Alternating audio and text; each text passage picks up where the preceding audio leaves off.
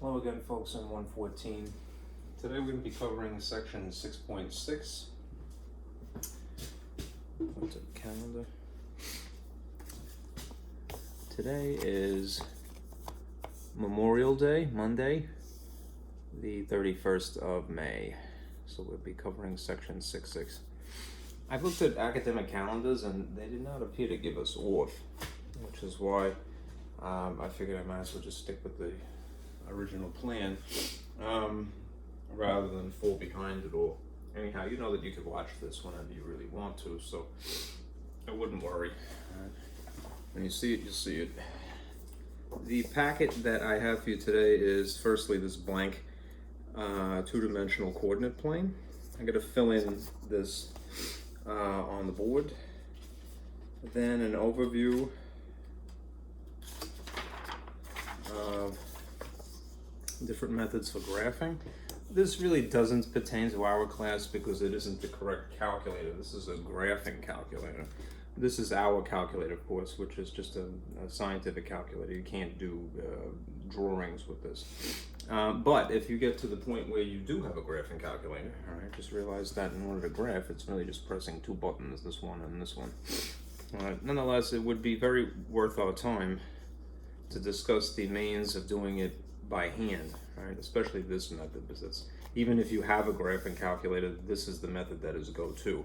There's a button that's rigged y equals on the calculator. You would need to understand that really to appreciate it. This is an enlarged view of one of those methods.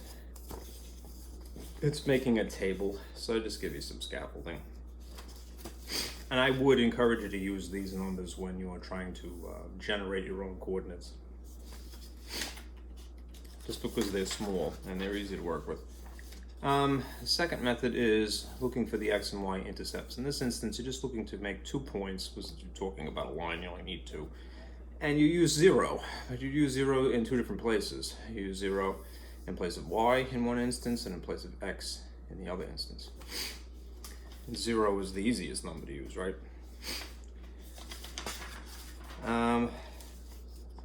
This is a scaffolding, if you wanted, for generating x and y coordinates. Pardon me, x intercept and y intercept coordinates. Ordered pairs. It's for that. All right. Now, this is an overview of different types of slopes you might see. They wouldn't necessarily be pitched to this angle exactly. Might be a little bit more shallow, a little bit more steep this way.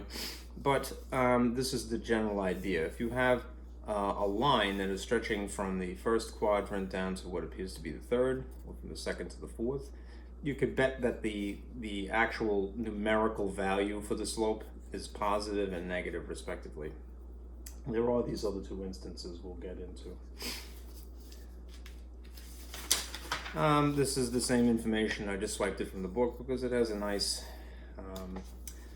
diagram of the slope formula. This is some more scaffolding. This is for method 3, the go-to method. Using slope and a y-intercept to write an equation or to read one. And in general, if you're talking about a line equation, there's really 3 scenarios. The more or less normal situation, when you have a diagonal line, you'd have the whole kit and caboodle, y equals mx plus b. If you have just a horizontal or just a vertical line, the way that the formulae, or rather the equation reduces, is to just y equals a number in this case, or x equals a number in this case. All right. And then there's a word problem we'll go through. Okay, so if you're following along, to print that out, we'll go through this. I think this is going to be a long video just because it tails a lot. Let me adjust the lights. Turn on the projector. I have terrible seasonal allergies here.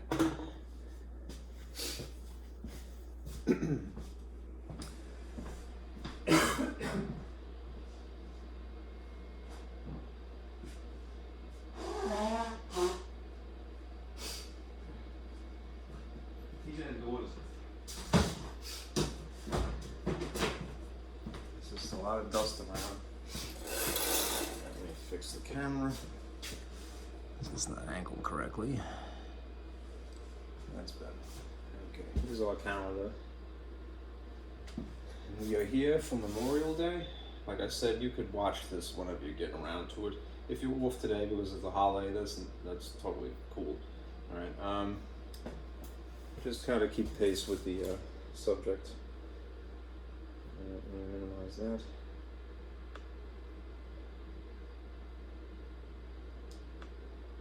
Alright, and we'll start with this.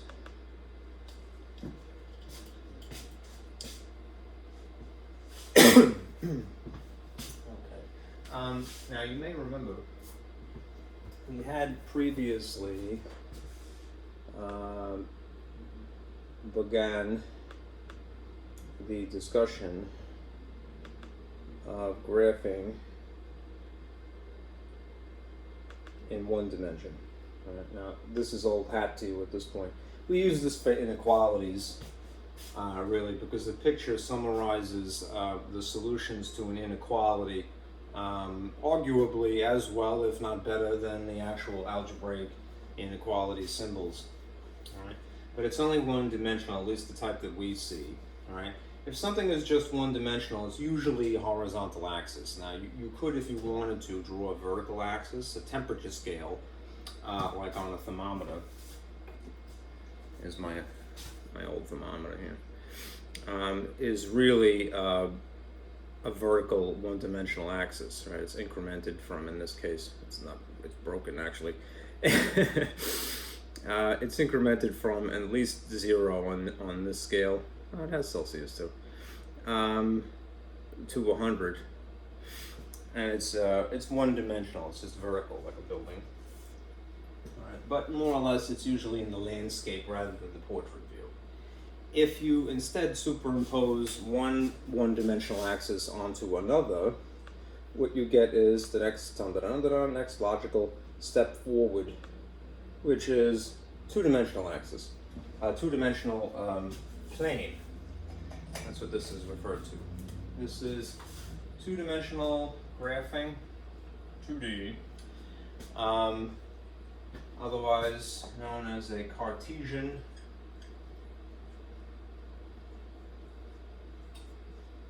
coordinate plane. A mathematically flat surface is referred to as a plane. Right? If something is mathematically flat, it is genuinely 2 dimensions and no other. Even a piece of paper, right, is not technically mathematically flat, even if in vernacular sort of ordinary conversation we think of it as being flat. Why? Because it has a thickness. All right, however minute. All right, if you've ever gotten a paper cut, you know that a piece of paper has a 3rd dimension, because you felt it. Anyhow, this is named it for René Descartes, who was a famous French philosopher and mathematician. He's famous for that expression. I think, therefore, I am, in addition to the idea of being able to pinpoint a location using these axes. Right. Now, what is useful to us is some labeling. Right. The horizontal axis is, I'll just use red, is the x-axis. Typically, right, in math world at least, that's pretty much where you're going to start, x. And the vertical axis is the y-axis. Right, and it's in these pairs that you, reading the scale that is x and reading the scale that is y, that you can pinpoint a location. Right, the origin is the dead center. Where they cross is referred to as the origin.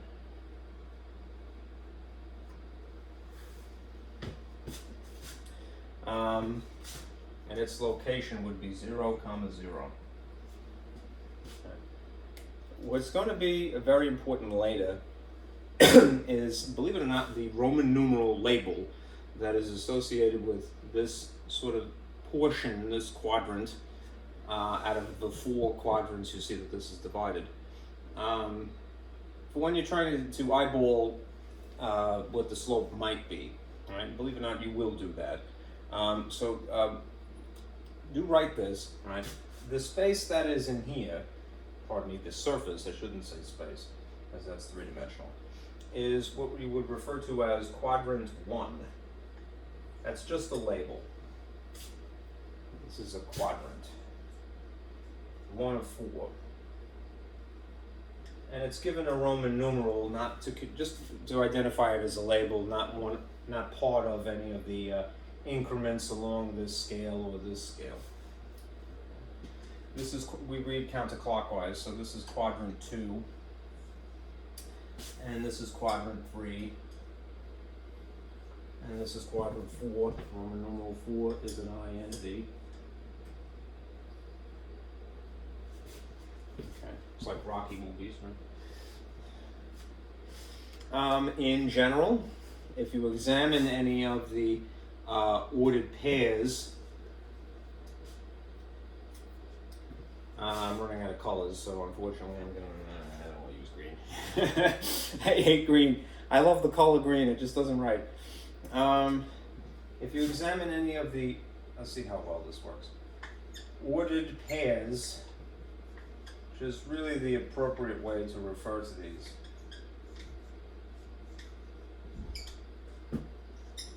X comma Y, I just sort of colloquially refer to them as coordinates because they are, that's a coordinate and that's a coordinate, so pluralizing it is coordinates.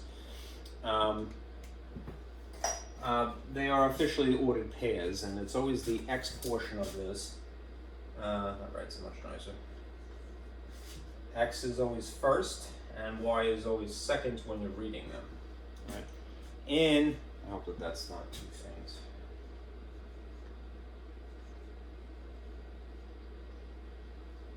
How's that? That's a little better. Trying to add some distinction. If you happen to have colored markers or whatever you're writing with as you duplicate this, I would encourage you to stick with green just to sort of separate it out from the other terms that you see here. I'm going to use black just because I think it would write better.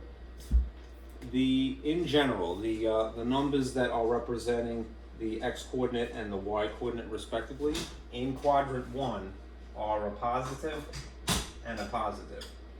Right? In quadrant 2, it would be a negative for the X value, but a positive still for the Y value. In quadrant 3, they're both negative. And in quadrant 4, it's a positive X and a negative Y. Believe it or not, having that information assimilated, all right, is very useful when you're feeling around in the dark, and sometimes you are, all right, to guess what the slope might be, all right, just by looking at it. Not doing the calculation per se so much as you're employing some logic, all right. These are, as I mentioned, ordered pairs.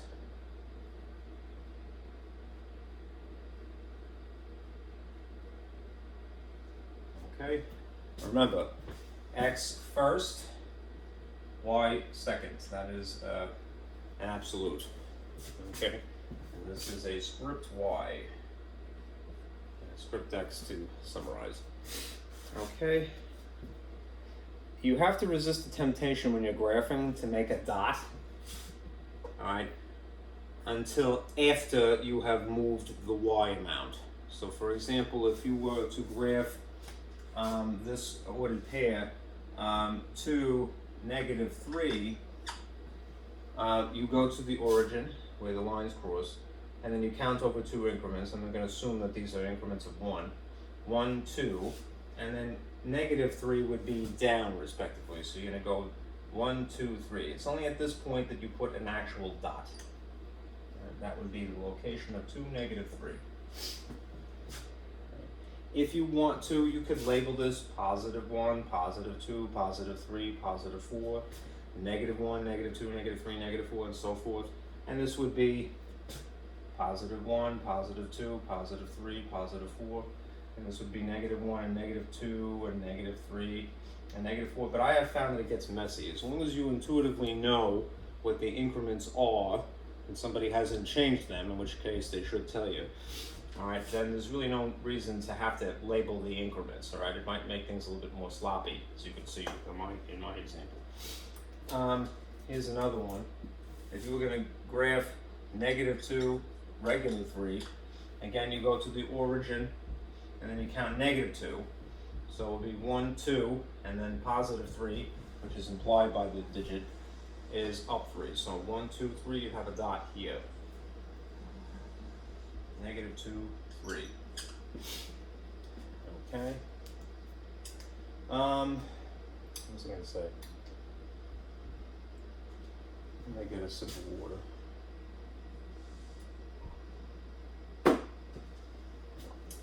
There's something that keeps eluding me. What the heck was it?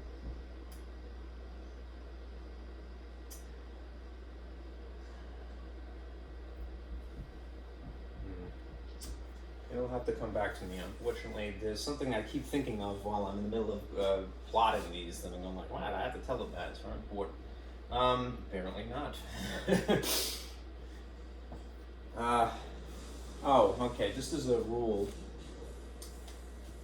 when it comes to the x's, all right, positive is representing the right movement, and negative represents a left movement.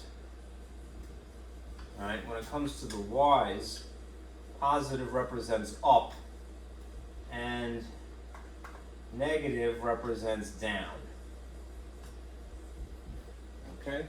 So bear that in mind. This is sort of an afterthought. You probably have some experience, I would bet, graphing, but if you don't, all right, you could take some comfort in knowing this. All right, right. If something is a positive, then it either means that it's moving right if it's an x, or it's up if it's y. Right? If something is a negative, then it means you're moving left if it's an x, or down if it's a y. That's pretty much it as far as labels and some terminology is concerned. Okay. Now, let's discuss the overview of methods for graphing, which is this sheet. All right. Again, you're really responsible for just 3 of these. And it might seem a little silly, like, why don't you just pick one, whatever the one is the easiest one? Because to have a mental flexibility is always ideal in any subject, any topic. Sometimes you're kind of stuck doing something one way versus another. When you have the actual freedom of choice, then yeah, by all means, use the easiest method. However, and that it would be this in the long run. Right?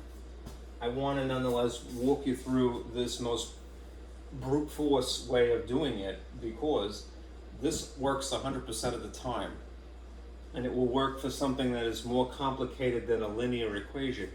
So if you were in Algebra 2 or trigonometry or even potentially calculus, and you had to graph something by hand, but you had little idea how to go about doing it, you could do it brute force. Right? To have that depth of understanding, that most fundamental concept down pat, you're going to be fine. All right? What this is doing, the table that I have here, is just to sort of get you going. All right? What you do is you treat the equation that's given to you as if it was a little machine, that you give it something, perform an order of operations, and it gives you something out, an input and an output, essentially. They don't use that word input or output unless they're talking about a function per se, but it still behaves like that, so you can get away with saying it. All right. Essentially, here's just the what's down at the bottom here. You're going to follow the order of operations, right? Assuming that the thing given to you is rigged appropriately, y equals, and you're going to evaluate it by using an x value. All right. So then you're going to write the input and output together as an ordered pair. All right. You want to generate dots in order to draw a simple picture. Right? Here's another thing that is, when you get comfortable with it, you sort of feel inspired. Right? What it means is that you can draw a very simple picture, and somebody else can follow your instructions and get the exact same picture. All right? If you have an equation to describe that picture. Right? It isn't the most glorious thing in the world. Right? It's going to be a line in our case, but it's still something, right? And if it's something that can be replicated by another person by just following the same set of instructions, that's a beautiful thing, Anyhow, it's the basis of all computer-aided design, really. Anyhow, we're going to plot each coordinate that we generate, brute force, right, on a coordinate plane. So let's do an example of that first, and I'll come back to this.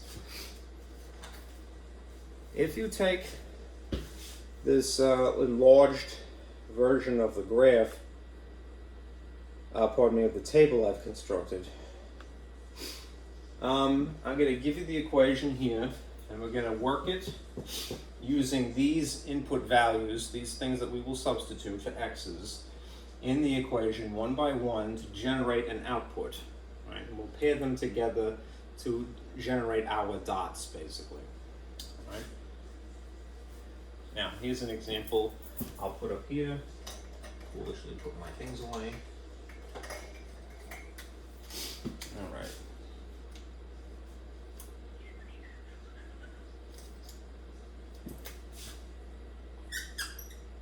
Here's an example. We're going to start by rearranging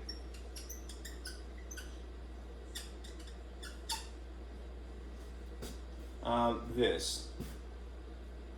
Y minus 2 is equal to 2x, right, to solve for y. And then once we're done with that, we're going to insert it here in the table. Now, I purposely chose these numbers, -2, -1, 0, 1, and 2, and I would encourage you to use them all of the time, all right, because they're easy, right? What's 0 times anything? 0. What is 0 plus anything? Whatever that thing is, it doesn't change it, it's an identity. Same for multiplying by 1, it doesn't change the identity of something, right? Multiplying by 1 is not too difficult either, nor is multiplying by 2. And to give you a nice bit of symmetry here, we'll have some negatives, the go-between, and the positives. All right, so that's a fairly well fleshed out picture.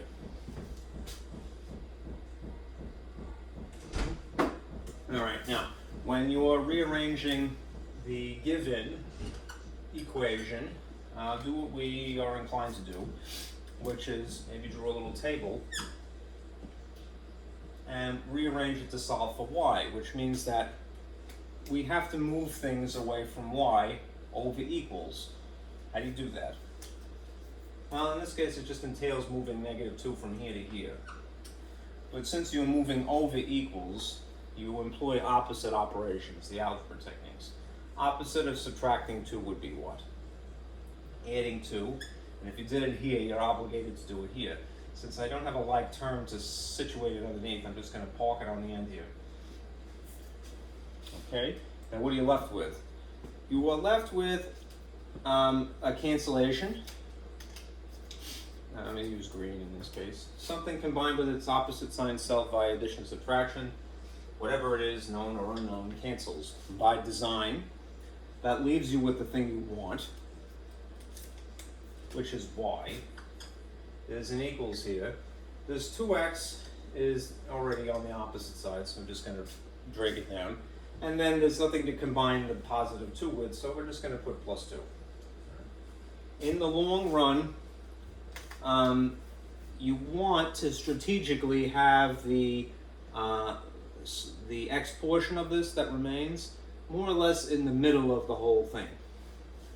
Doesn't have to be that way. If you have the positive 2 coincidentally sitting in the front there, that's totally fine.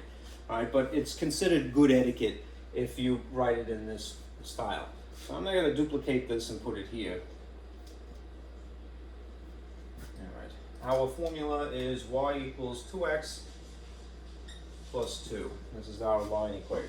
All right. So what we'll do is now systematically insert these inputs, -2, -1, 0, 1, and 2, into the half of this equation that we need to pay attention to exclusively, which is, remember, an expression. And because we're dealing with an expression now, we're not moving things over equals anymore, we're going to basically follow the rules of arithmetic, which are the order of operations. So what I'm going to do is I'm going to sort of replicate 2x plus 2 that you see in black, and just sort of write it faintly in green because I could superimpose upon that a little bit easier.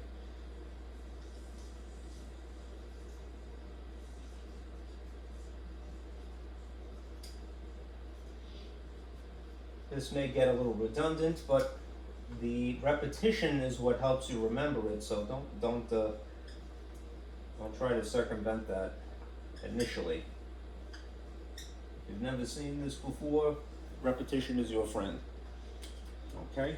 So now, what will we do? Again, we're gonna, arbitrarily, I've chosen these values, but I would still nonetheless fall back on them most of the time. Alright? Because they're very easy and they give you a nice fleshed out picture, right? In the negatives and the 0 and the positives. So a -2 would go in here, a -1 in here, 0 in here, 1 in here, and 2 in here. Wherever there is a variable, I have a tendency to wrap a little pocket around it, parentheses, because I want to make sure that I don't confuse this negative sign with subtraction, or with, if there was an exponent involved here, to forget to also apply the exponent to that negative. So it's circumventing an issue. Okay, so now we go about our business. If we follow the order of operations, and we should, because we're just applying arithmetic at this point, we just pay attention to the right side of the equation, just that expression, half. We should apply multiplication before regular addition. Right. What's 2 times -2?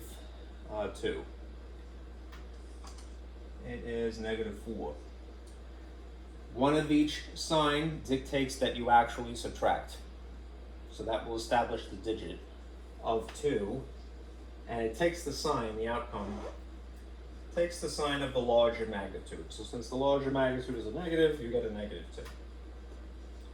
2 times -1 is -2. One of each sign dictates that you subtract, and it's the combinations that decide whether you add or subtract when you're confronted with that. In this case, they're the same magnitude but opposite signs, so they're actually going to cancel. 2 minus 2 would be 0, and 0 doesn't have a sign. All right. 2 times 0, super easy, is just 0 itself. 0 plus 2 is just 2. 2 times 1 is 4. Pardon me, 2. I'm jumping the gun here. 2 plus 2 is 4. And then 2 times 2 is 4, coincidentally, and 4 plus 2 is 6. All right. Now, in tandem, what does that mean? This -2 and this -2 would represent our first dot on the coordinate plane.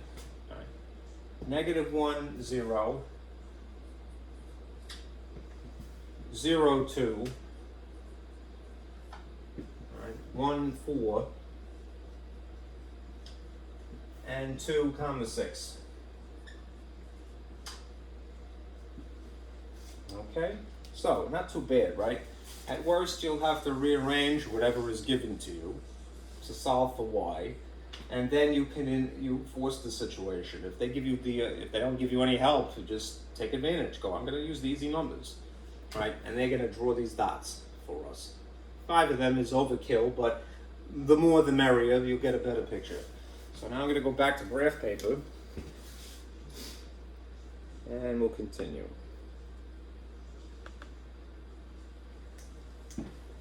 So, let me get rid of the gobbledygook here. These, remember, you're going to resist the temptation to actually make a dot until after you've gone the amount of y. Right. Remember, it's always x first for ordered pairs and y second. And make a dot after you've moved y. And each time you're going to go back to the origin, because they're ordered pairs. So, here, I'll use red in this case. -2 from the origin is towards the left. So 1, 2, and then -2 coincidentally is down from there. So 1, 2, you can put a dot proudly there. All right. I'm going to give the graph measles in a minute. Back to the origin. Go -1, so that is left. 0 is neither left nor right, nor up nor down. In this case, it would be up and down. So you're going to stay put, and you're going to put a dot here. All right. Back at the origin, same situation. You have 0 to start with. It's neither left nor right, so stay put for x. Then go up 2, so it'll be 1, 2. And you begin to see that there's a pattern here. Incidentally, if while you're doing this, you see suddenly a stray dot somewhere, be suspicious. That might just mean that you fudged the calculation somehow, all right, if you get some kind of outlier. All right, because we're talking about a linear equation here. This is x to degree 1, they're always linear, meaning straight lines, all right, or implying that.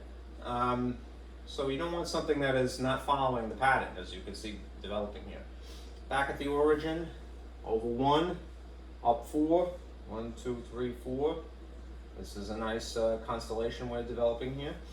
And the last one, since I did 5 of them, back at the origin, over 2 is 1, 2, and then up 6. 1, 2, 3, 4, 5, 6. Okay? Now, here's an interesting thing. We have begun to draw a simple picture. It is, as you can see, linear. It's just a straight line. Linear is really referring to the degree of the equation and the relationship between y and x. But also, to take advantage, right, it also happens to draw straight lines like this all the time. We have used as input values the whole numbers. We didn't do the numbers that are in between -2 and -1. If we had, what would have happened is that this picture would begin to flesh out even more if we bothered to calculate the y values based upon x values in between. Right? We don't have to do that. As long as we have we can see that there's a pattern, it's not discrete. Right? This fleshes out the skeleton a little bit better. The more the merrier. Right? What you should do as a good habit is get a ruler, not this large, and purposely draw through the lines, the extreme, right? Overextend it purposely this way, past where you calculated, and overextend it backward this way, from where you began. Okay? The reason for that is it'll basically spare you from having to do the calculations in between and the calculations that are beyond. Right? There's a phrase for each of those. One is called linear interpolating, when you're talking about the points in between that you didn't calculate, and linear extrapolating is beyond the extremes. Right? So this is the basis of everything moving forward, right, from here. Business math, economics, statistics, all right, research science, nursing, right, the medical field, all right. This is all contingent upon this basic concept of plotting dots. Remember, plotting is dotting, right? And incidentally, it does look like measles. All right. Anyhow, as long as you feel comfortable with that, you're ahead of the game. All right. Now, what we're going to do is we're going to go into the more sophisticated techniques, increasingly more sophisticated techniques, because even though brute force works 100% of the time, as you can see, it is rather tedious, right? And it reinforces the concept, and I would never neglect to talk about it, all right? But it does take a little bit more time than the other methods. So let's talk about those now instead.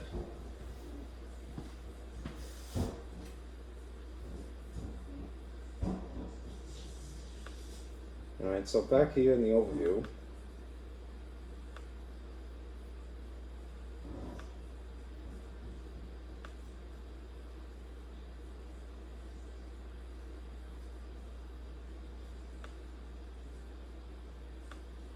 all right,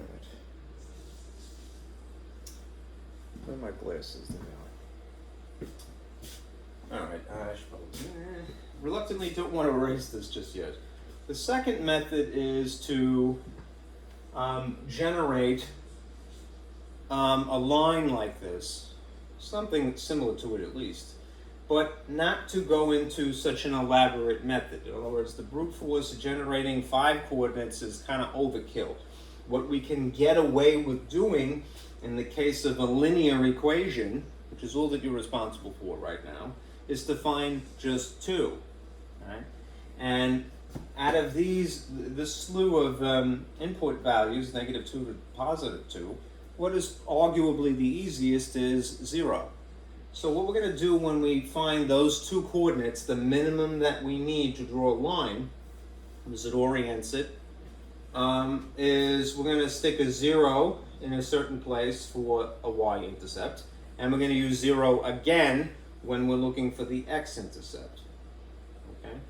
Now to summarize that, there is a new piece of paper. This is drawing I have done is from a while ago. There's this, because it explains it a little, exclusively. All right, we're going to use 0 twice. All right, you only need 2 points to graph a line. You can find the x-intercept by plugging 0 into y. And you can find the y-intercept by plugging 0 into x. And follow the order of operations. You may have to manipulate something algebraically first. So that's what this is saying, right?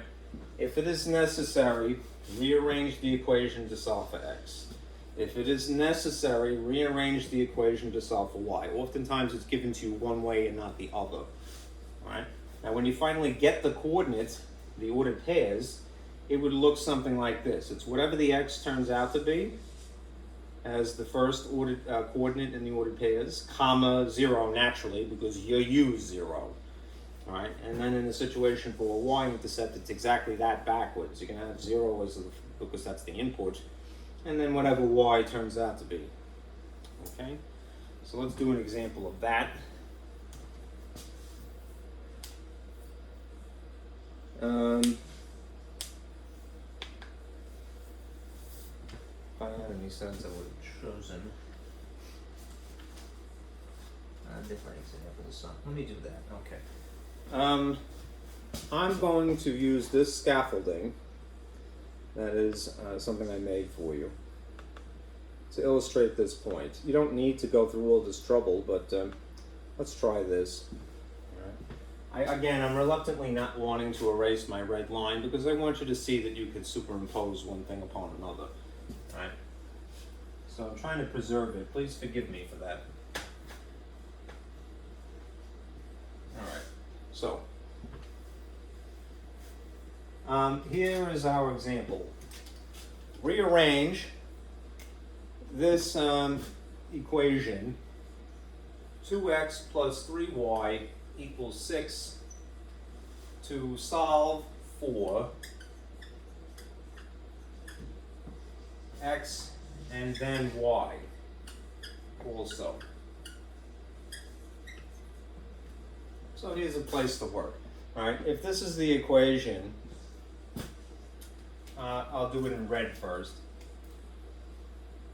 2x plus 3y equals 6.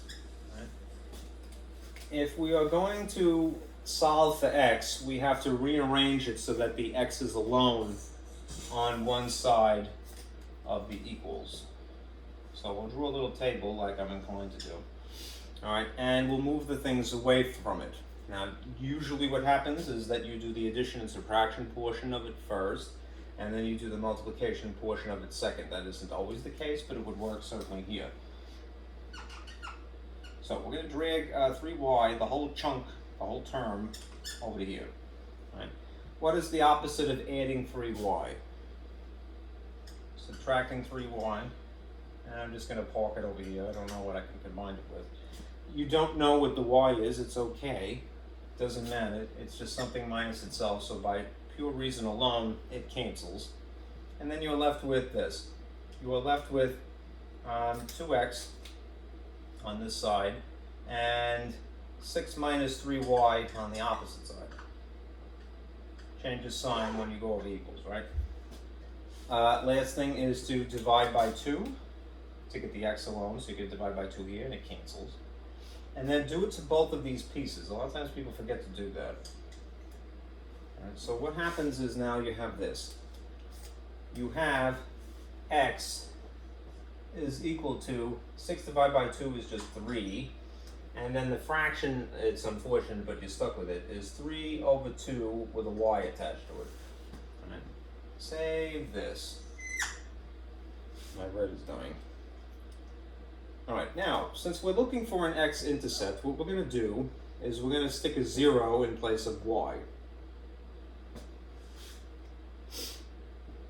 So here's my equation.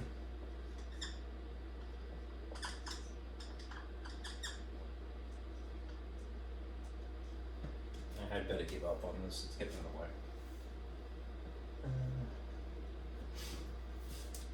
We're going to insert a 0 where there's a y here. So if I stick a 0 here, what's 0 times anything? 0. So this will cancel out this entire term. You don't even have to worry about the fraction. Right? What are you left with? You're left with basically you're left with this. You're left with x is equal to 3. So when x is equal to 3, we use 0. And that is your x-intercept. This is an x-intercept. See what that means shortly. Right? If you were to rearrange this instead, to solve for y, you would take the original equation, which I'll write in blue now, and put it down here, try to be neater, plus 3y is equal to 6, and rearrange it to solve for y instead. So I'm going to do a similar thing, in which case, meaning I'm going to draw a little table here, and move the 2x now instead, the whole chunk, the whole term, not just the 2. It is assumed that that is a positive because there's no sign. So in order to justify moving it over equals, I'm going to subtract minus 2x. The 2x's cancel. You're left with 3y equals 6 minus 2x.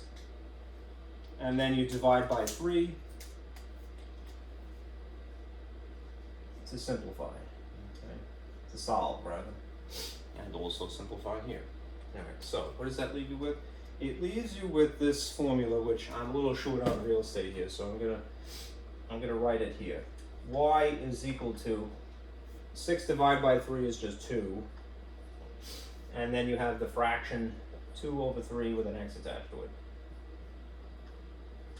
Okay, this is the original equation, 2x plus 3y equals 6, rearranged to solve for y, and rearranged to solve for x respectively. If you're looking for x and y intercepts, this is what you would have to do. Now you use the easy part, which is to stick a 0 in place of the x value now. What is 0 times anything? 0. What does that leave you with? Y equals 2. So that means when x is 0, y is 2.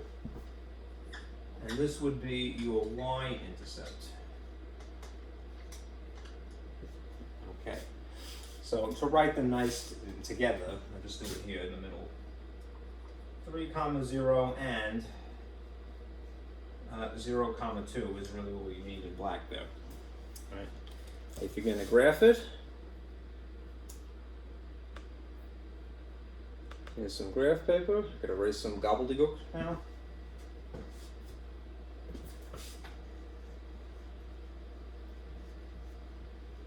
And we'll plot these 2 points. Alright, again, because it's a line, if it was some other shape like a parabola, you've probably heard of that sort of quasi-UV shape, you would need more coordinates than just 2. But for a straight line, you just need 2. You don't have to have 5, right?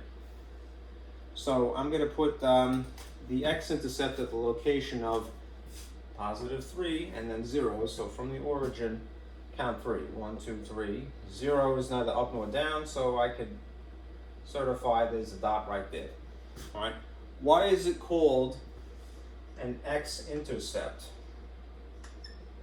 It's because that is where the line would cross the x-axis. Right? It crosses x-axis at that location, right, in this particular example. But it has to touch the x-axis there. Okay, now when you do the y-intercept, go back to the origin.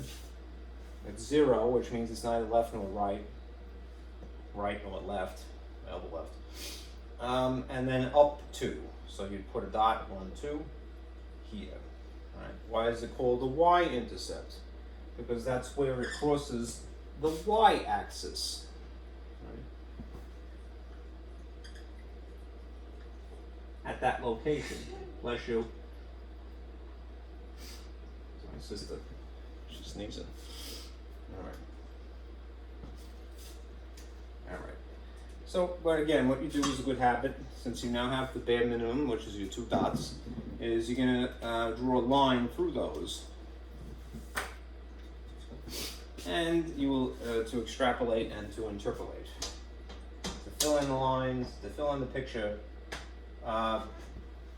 between and beyond. So I'm going to draw this line through those points as carefully as I can. And be a good guy and put arrows on it. Now, in the old days, you would do this on a piece of graph paper, and you'd have the original line that we drew, and this line, and then subsequent lines, and it would get a little bit messy. So what they would encourage to do, and I still do, is you label the line with the equation. So differentiate it, or pardon me, to distinguish it from any other drawings that are done on the same piece of paper. All right. Okay. So this is method 2. All right.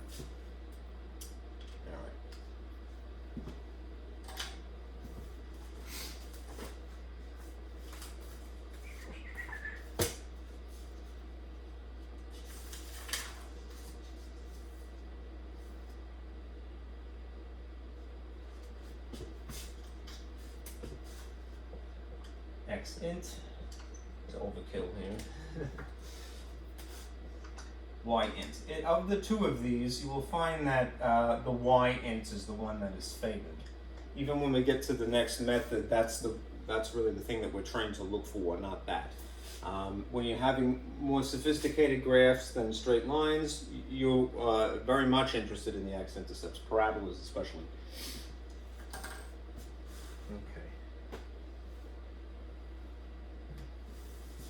Now, before I move on, let me just complete this thought too.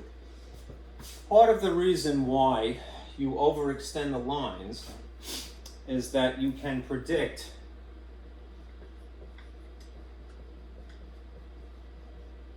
what would be collinear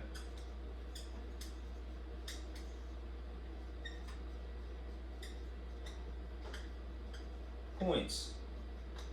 All right. Collinear points between, that's interpolating, and beyond. Right? Things that are between, to look for them is to interpolate.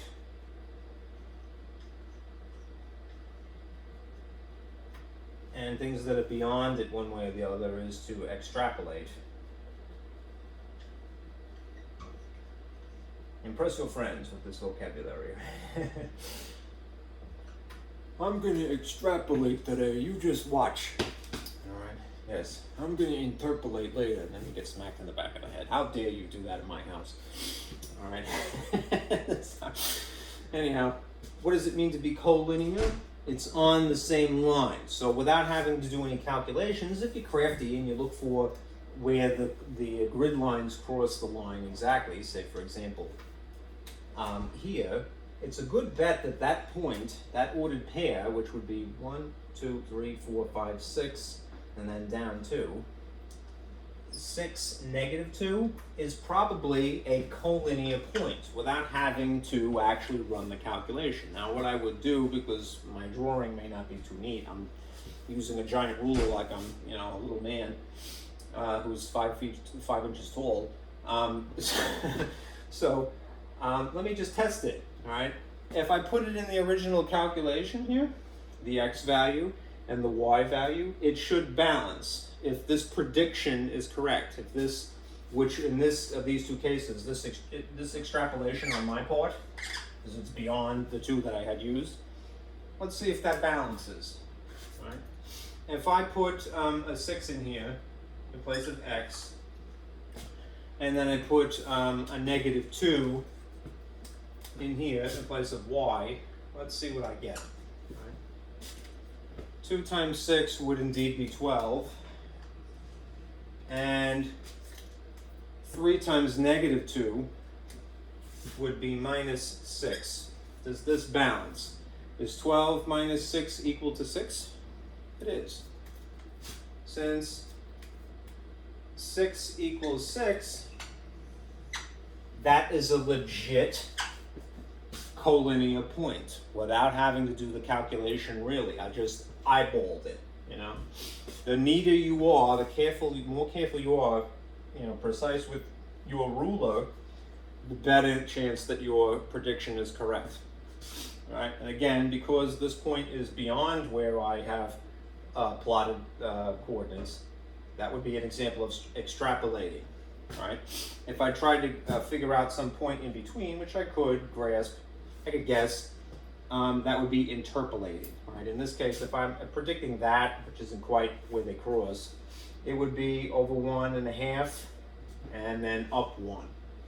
So I'm going to guess that 1.5 and up 1 would be an interpolated collinear point. All right, in that instance, just because I can't help myself, I'm going to test that. Okay. If it's 1.5, 1.5 would go in place of x here. All right. If it's just up 1 from there, then a 1 would go here. Okay.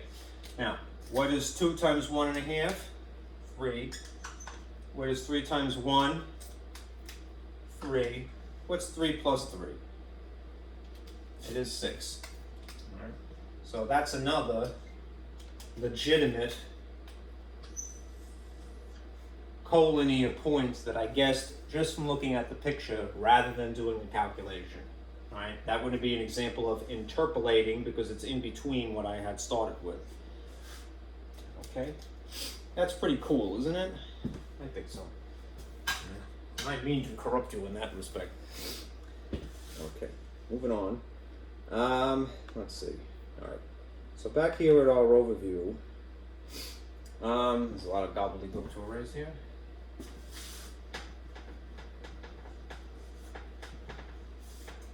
Let us consider method number 3.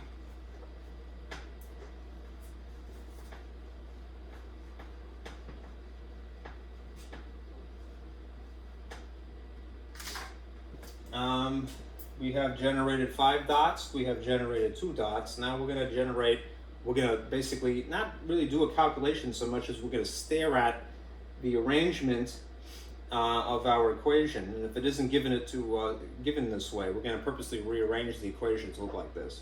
Y equals, right? And then whatever the stuff is on the opposite side.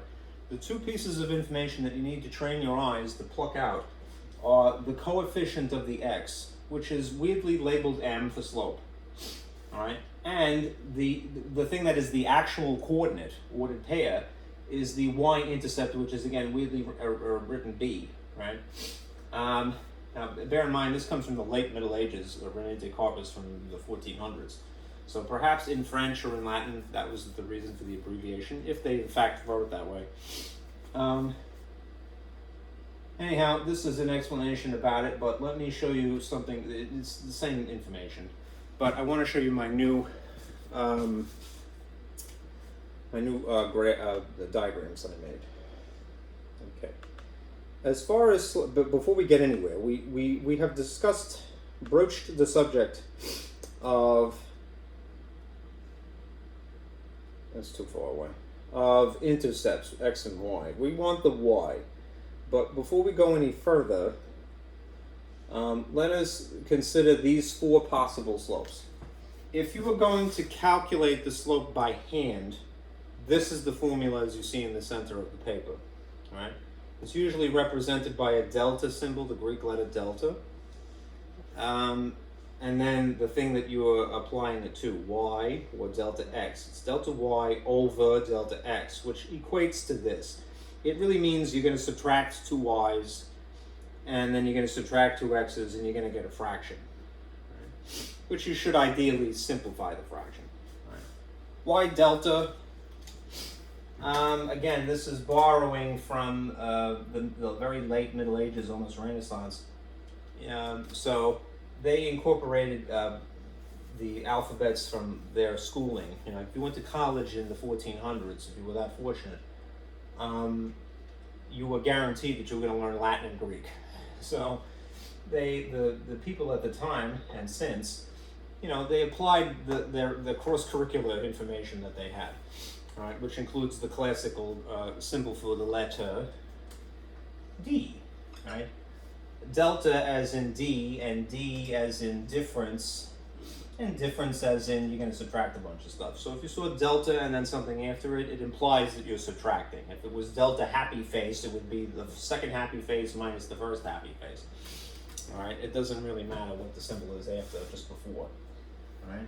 Anyhow, these subscripts, remember from our conversation earlier, are just the label. It's to distinguish one from the other. All right. You need 2 points to get a straight line minimally to identify it.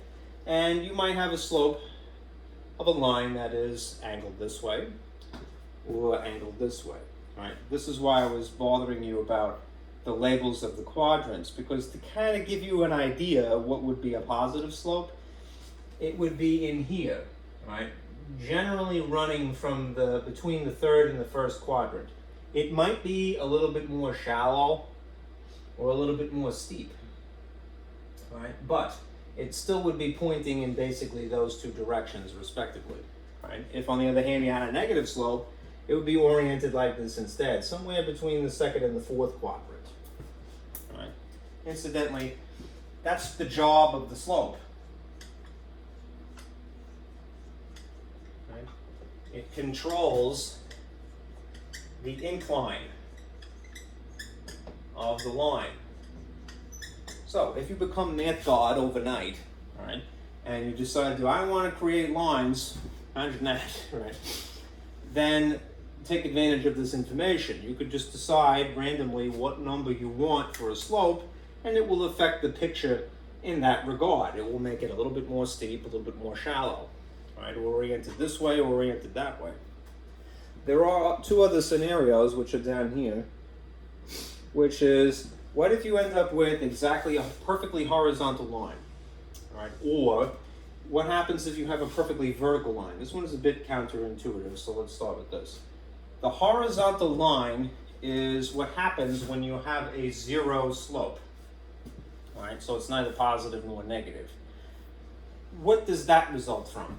If you applied this formula, you had some actual coordinates to test, and the result was this, it would have to be for having zero above the line, and then whatever the difference is underneath it, that's not zero, right? This is essentially dividing into zero, which is totally okay, right? That's fine, right?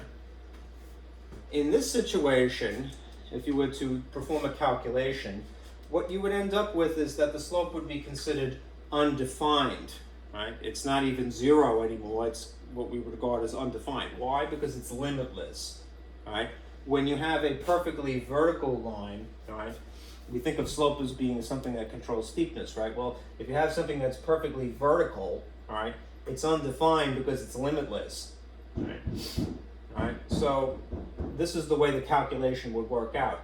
You would have, as you can see in this instance, zero in the denominator, or in this case it would be a divisor. Right? This is essentially dividing by zero, right? Rather than dividing, so to speak, into zero. This is legal. This is mathematically impossible. Okay? Whatever the difference is that isn't zero up here, right? This cannot be zero itself. So in this instance, this cannot be zero. All right. This is the situation that you would get. If you test it with a calculator, that would be the same thing. You get an error message, right? How come? Because, all right? Suppose you had 0 divided by 5, right? The number that is in the quotient is what you would multiply 5 by in order to figure out what you're subtracting here, right? 5 into 0 would be 0. 0 times 5 would be 0, and then it would be, that's a correct answer for the quotient. All right, it terminates, it's perfectly legit. If the situation were reversed, if you had the 5 here, and you had the 0 on the outside, what possibly times 0 would go here? All right? There isn't anything, all right? If you said 0 itself, 0 times 0 would be 0, and then you'd still have 5, right? If you use 5 here, all right, 5 times 0 would still be 0, and you'd still have 5, right? And you're just going to have that problem into infinity, right? So this is a mathematical impossibility, right? There's nothing in this quotient that would multiply by 0 to put a number here. Okay, so it's undefined. You could divide into 0, you can't divide by 0. All right. It's not commutative. All right. So those are your 4 possible situations. So even if you haven't run any numbers, all right, if you just had a picture to stare at and you had to feel around in the dark a little bit, you could expect that the slope will be positive in this instance and negative in this instance, or 0 or undefined. All right. Now, as far as actually drawing based upon an equation given to you, this is how you would go about the process. There's the gobbledygook again.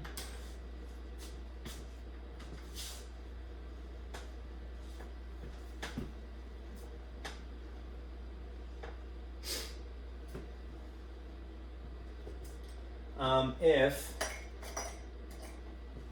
the job of the slope is that it controls the incline of the line, you can think of the job of the Y-intercept, and this slope, incidentally, remember, is the m value, weirdly, and this Y-intercept is the b value in the equation y equals mx plus b.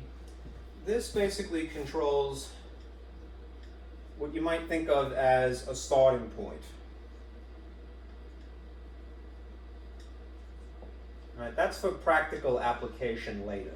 All right, what is the formal definition of a y-intercept? The formal definition is that it's where the line crosses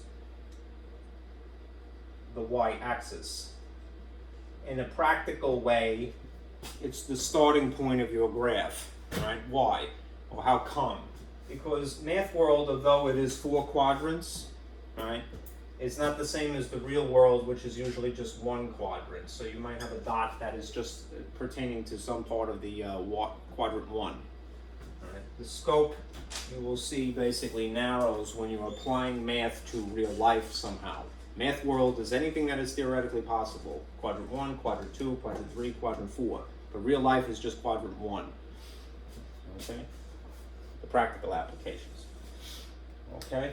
So, as an example, let me give you this.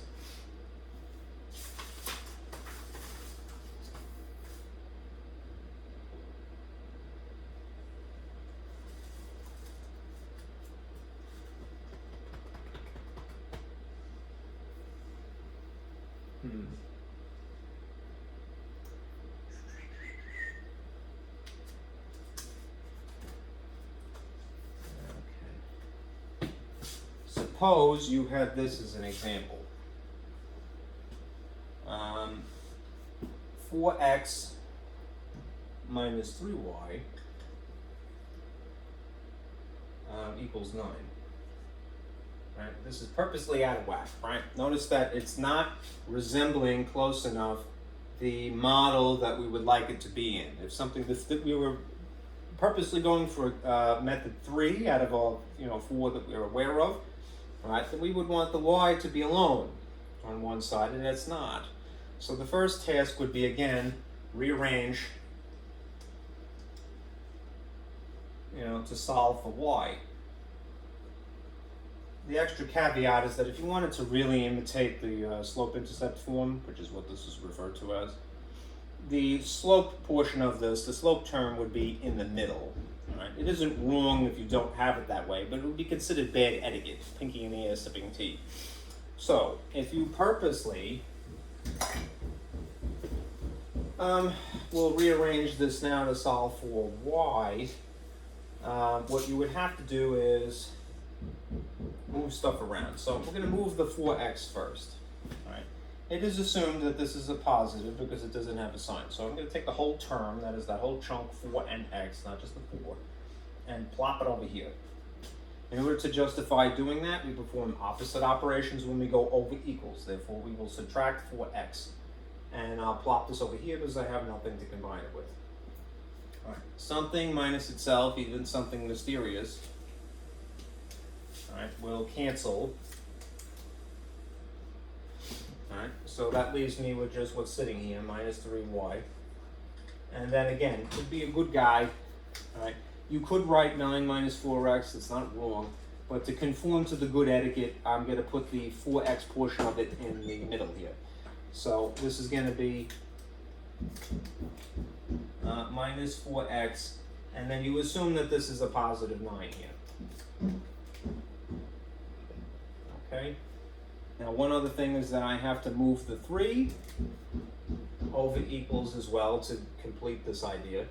And so I'll do that via the opposite of multiplying, which is namely dividing by negative 3. Right?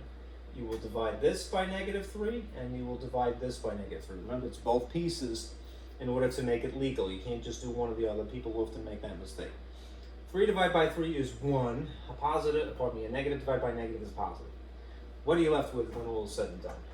For all of your trouble, you will now have this finally. Y equals, a negative divided by negative is a positive overall.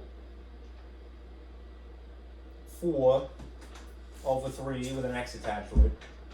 And then a positive divided by negative is a negative, so it would be minus. And then 9 divided by 3 is just 3. Okay? You're good to go. This is superfluous. I'm going to erase it. You don't have to have that. All right. If you're going to attach this x to anything, attach it to the top always. Do not attach it to the bottom. It is understood as being on this tier, but I just want you to really look for it separate for right now. Now, what are we going to pluck out of here? What is sitting in the B position? All right, in the position of B, I'm going to encapsulate this sign as well, is the number negative 3. This is a terrible marker. The green's off and on. So, my Y-intercept is the coordinates, always 0 and then the number. It's going to be 0, comma, negative 3. Essentially, that's my starting point, again, for practical reasons. What is sitting in the position of the slope? What is attached to the x is the m coefficient, which is the slope. All right? So m is this. It's the number 4 sitting on top of the number 3. Right? The sign's reduced to just the positive overall. You don't have to worry about anything now. All right, now, how do you divvy that up? Well, the top number has to be the change in y. All right? You've already done the calculation, so there's no more subtraction. All right? The bottom number would have to be the change delta x. All right? Since the whole thing is now positive, the effect is like so. And I would do this. I would write this as an instruction for my own sake. All right, since this is a positive 4 now, technically, that means 4 up. And since this is a positive 3 now, technically, this means 3 to the right. Okay, now, when you are actually graphing, do yourself this favor. Make sure that you plot this first, and then use this from there, where you left off, not the origin, to make more dots. All right? These, in spite of the fact that this involves a delta y and a delta x, right? This is not an ordered pair. So there's two things that are interesting about that. When you are plotting, you are not going back to the origin when you're talking about the slope. You are basically picking up from where you left off, the starting point. That's why I called it that. All right. this will help you get an infinite number of other collinear points. You could find infinite collinear points with this. All right, that's the beauty of it. And you don't have to conform to the usual shtick, which is that x is first and that y is second when you're dealing with a fraction. Okay, they're not an ordered pair. All right, so back at the graph paper, we're going to plot this now. And I'll clean up the mess.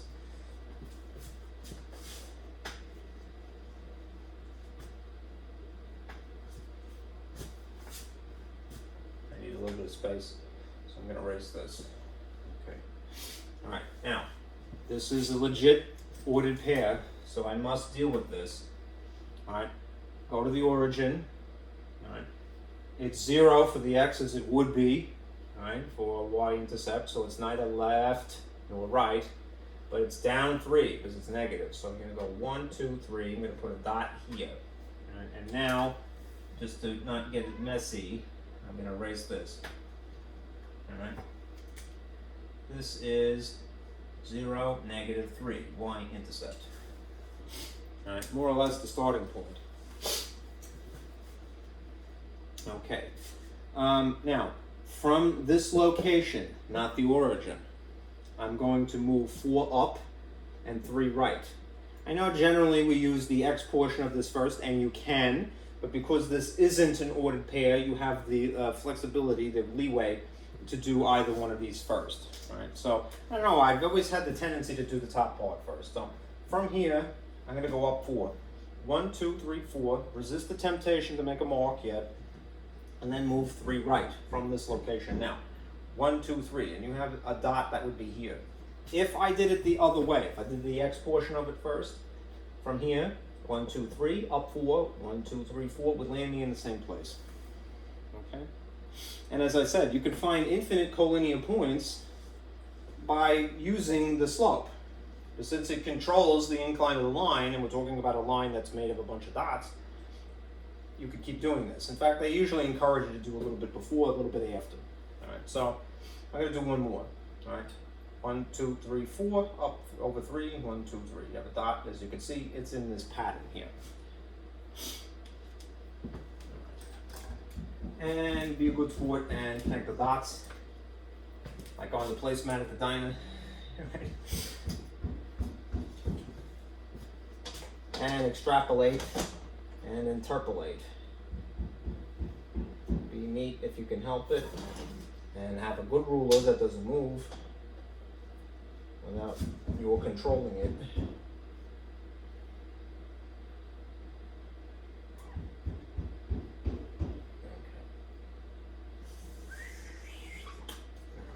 That's as good as I'm going to get it.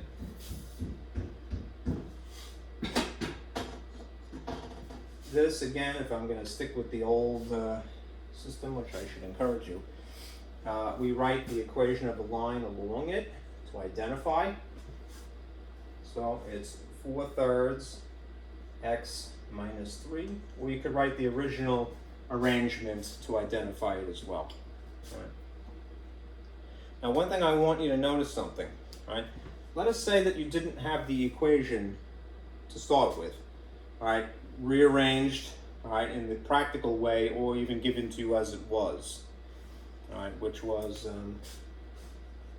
4x minus 3y equals 9. Even if you didn't have it like that, as long as you had the picture, you could figure out what this ought to be, all right? As long as it's done on graph paper, all right? If you did it freehand, then you may be a little in trouble, but watch what happens here, all right? You could obviously see, if you look here, what the y-intercept ought to be, right? It would have to be, since the line is crossing the axis right there, it would have to be at the location of 0, negative 3, not too hard. So if you had this model to flesh out, all right, one could easily fill in the void. Well, it crosses at negative 3, so this has to be minus 3 here. And then I have to figure out what this is. The slope.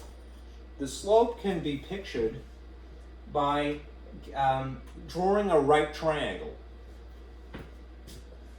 Draw a right triangle between points, and then read the sides. As long as this is on graph paper, this would be totally easy. What I mean by drawing a right triangle, I'll use green in this case reluctantly. Here's a known point. Here's a known point. Here's a right triangle. Remember, right triangles have a 90-degree angle in them, like that. Read the boxes. All right. What is the number of blocks this way? 1, 2, 3. That's your delta x. 3. All right. Read how tall it is. 1, 2, 3, 4. This is how tall it is this way.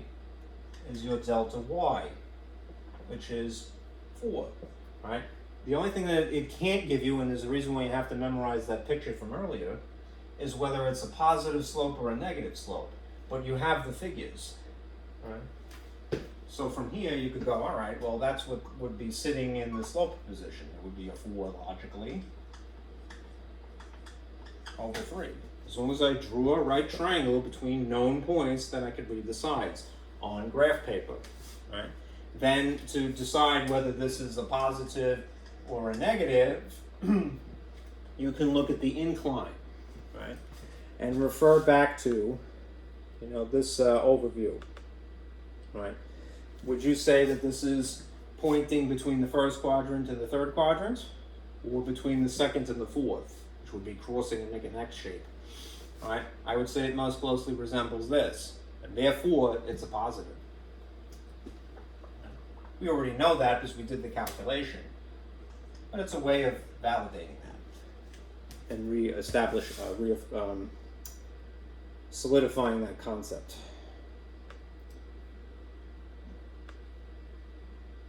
Okay.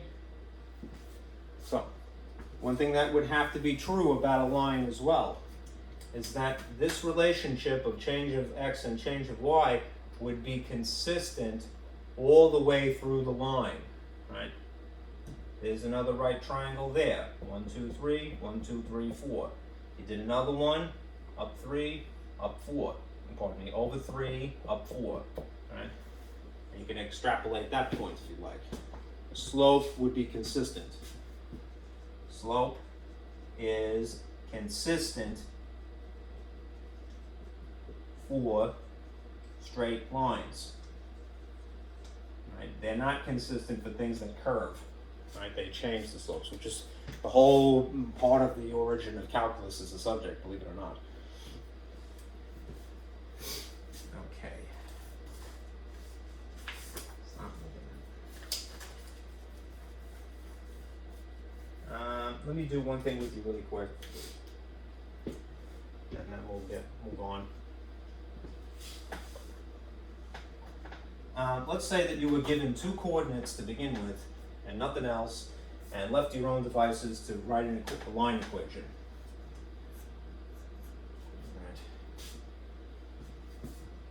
Right.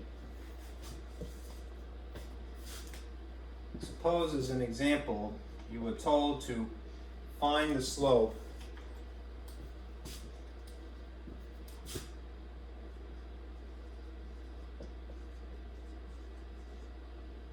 given 2 coordinates, 2 ordered pairs. Let's see. -1, -3, and +1, +5. Okay. Now, I'll do it both ways, but I want to, again, emphasize that you could get it from the coordinate plane if you need to. It's always nice to have the option, right? Let's do it via calculation. Via formula. And then we'll do it over here, or if it works out, via graphing. All right, just stretch this a wee bit. Okay, now remember, what's the formula for calculating slope. M, I'm going to use it reluctantly in green here, is delta y over delta x, which really means y the second minus y the first over x the second minus x the first. Okay. What you have to do, if you're going to use the formula, is take a little artistic license. Decide for yourself, if it's not labeled, label it yourself. Which is the set of x1, y1, which is the set of x2, y2. My feeling is this: if these were not written in any, if this shows up in your face first, then this is x1 and this is y1. Doesn't have to be that way, but just make sure that the ones are together and the two subscripts are together. So this will be x2 and this will be y2. All right, and then put them in the formula. So fill it in. All right. Y the second is 5. There's a negative in the formula, so be careful of that. Y the first is coincidentally a negative, so I'm just going to put a negative slightly higher next to it.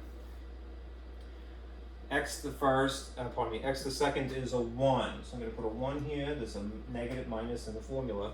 And then coincidentally is a negative in this negative 1. So I'm going to put this adjacent, like so. Right. A lot of times people, if they make a mistake, they forget that they see a negative and then they forget to write the actual negative that was there, unique to the problem.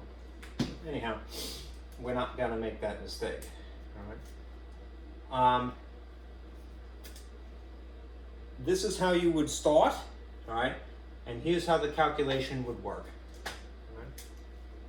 Take care, remember, when you have combinations of signs to worry about, when you have a double negative between the numbers, they have to be between numbers. What does that equate to? Positive, right? So this is really 5 plus 3, which makes this an 8 above the line. And this is really, a double negative is a positive. This is really 1 plus 1. So this is really a 2 above the 1. Now, because of the nature of these being an 8 and a 2, right, you could reduce this to just 4, right? And there's nothing wrong with that. It's quite nice. All right, this is 4 overall. But because we're dealing with a slope, it might be practical to have it in the style of a fraction, so 4 over 1. All right, now, this is what the slope is. You can either write it as whole number 4, x. Right. If this is our model, to borrow here,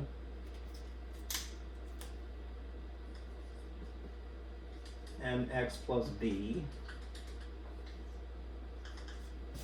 You could either insert a 4 here attached to your x, or you could put a 4 with a 1 under it. It's more concise, really, probably just to have the whole number if it's possible. But in a practical way, it would be more likely as a fraction, even improper. Now, I'm going to show you without doing the calculation, because if you wanted to get the calculation for the Y-intercept, stick 0 in the rest of it, all right? Where would it be appropriate? It's not going to tell you. If you put 0 here, that would be appropriate for a Y-intercept, but that would get rid of this term entirely and not tell you what this is. It would just say that y is equal to that. True. All right, so we're going to graph it. All right. I'm going to graph -1, -3, and 1, 5. -1 from the origin is here, and -3 is down. So it'll be 1, 2, 3, I'll put a dot there. 1, 5 is from over here, over 1, up 5. 1, 2, 3, 4, 5. And you would have these lines, these points, which I will now connect. I'm going to, again, try as carefully as I can to get a ruler that doesn't move. And extend this line a little bit beyond in both directions. And I really should label this, but I don't have the equation yet. I only have a portion of it. All right, now, since this is now on graph paper, I could use the graph paper to confirm or deny whether my calculation is correct. I would trust the calculation generally more than I would my picture because it might be sloppy, the picture. All right, but the algebra, the logic, the balancing doesn't lie. All right, anyhow, let's see. If I connect an imaginary right triangle between known points, this would be our right triangle. Right? This is a known point up here. This is the known point here, and this would be the right triangle that connects them. How wide is this? It's 2. How tall is this? 1, 2, 3, 4, 5, 6, 7, 8. This is 8. That's the 8 for the change in y, and that's the 2 for the change in x.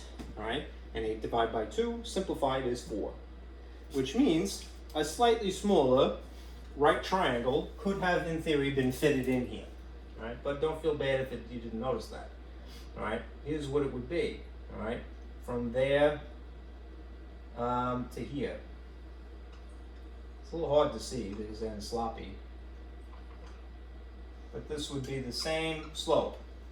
Over 1 up 4, 1, 2, 3, 4. Over 1 up 4, 1, 2, 3, 4. Over 1 up 4, over 1 up 4. All right, it's the same relationship. All right, even if it's using different figures to express the same idea. All right, that is often the case in math. All right, now, what appears to be the y-intercept in this case? Where does this line cross the y-axis? Right? It's very likely, if this picture is correct, right, that it's right at the origin itself. Right? Okay, so that means 0 would go here for the y-intercept if it's 0, 0. All right, and therefore the equation would be y equals 4x and nothing more. Okay. All right.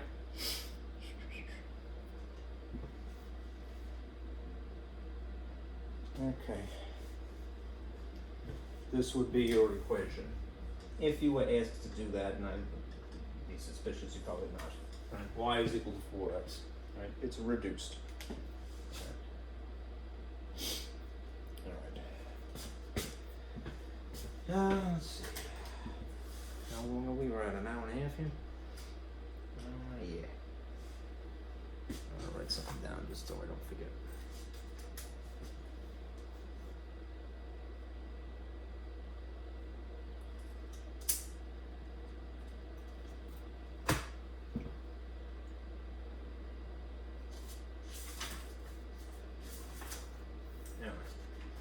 Let me turn off my projector momentarily.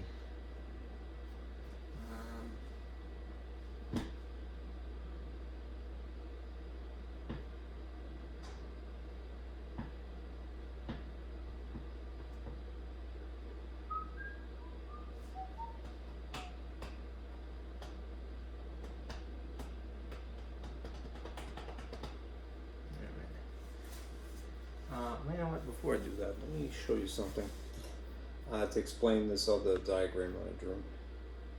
We've gone through these 3 methods. Ugh, what a mess. That would be good to know. And again, what I would encourage you in the long run to really rely on is method 3 here.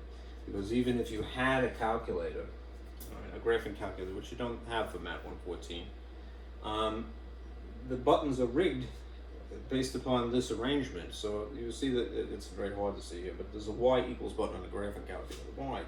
Because this is the easiest way to graph out of these 3 methods. It involves, it's not 5, not 2, but 1 actual ordered pair and then a slope.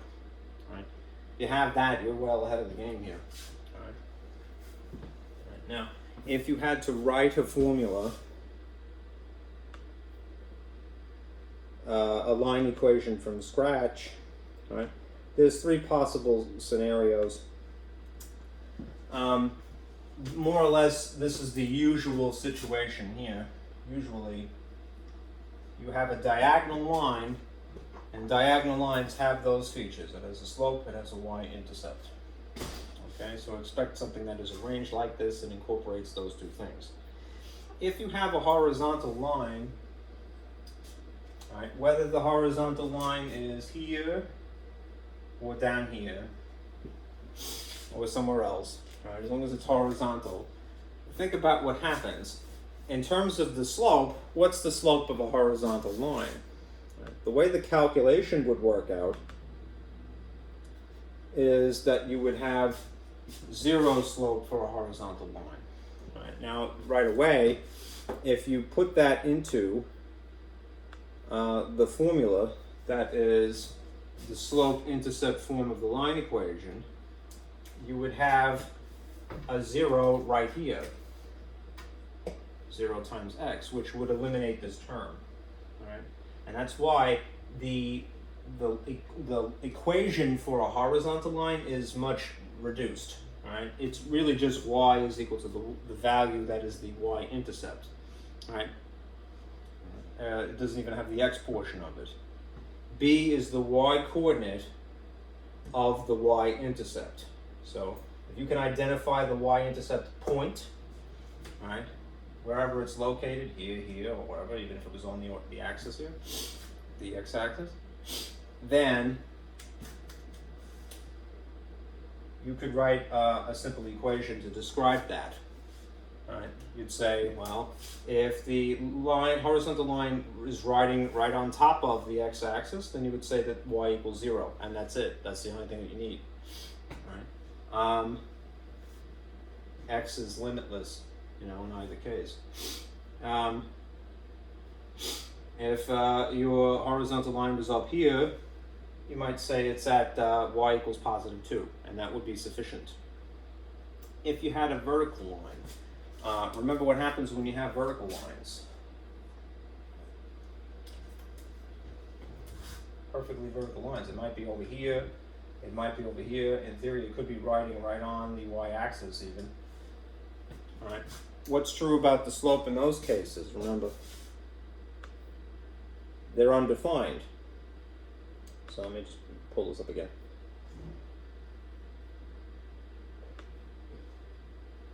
The slope of a perfectly vertical line is undefined because of the nature of the calculation would validate that.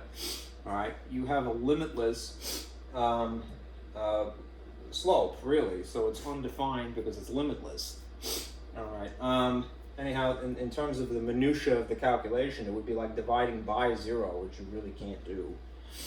All right.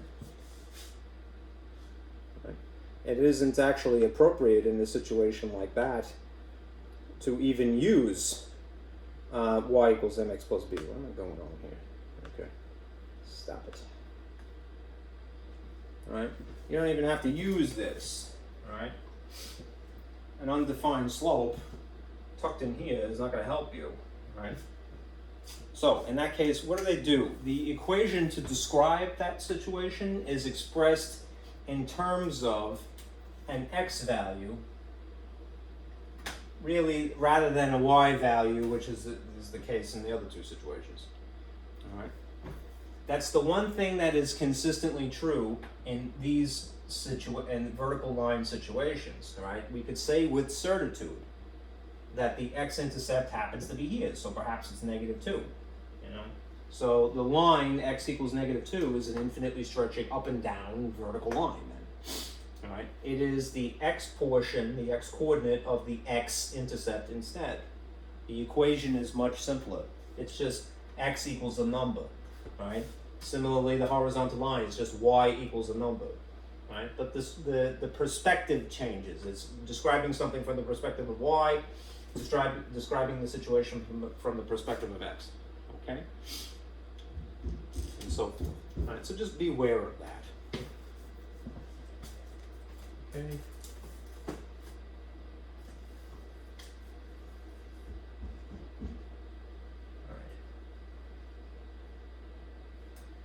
All right. Let me do one more example, and then we'll do that word problem, and then stop. Okay. Go back to my graph picker here.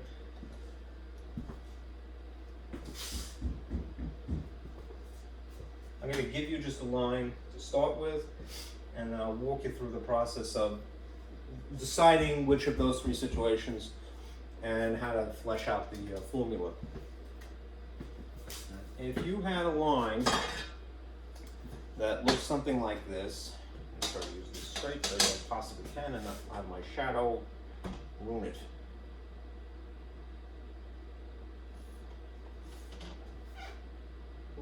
It's a little tricky.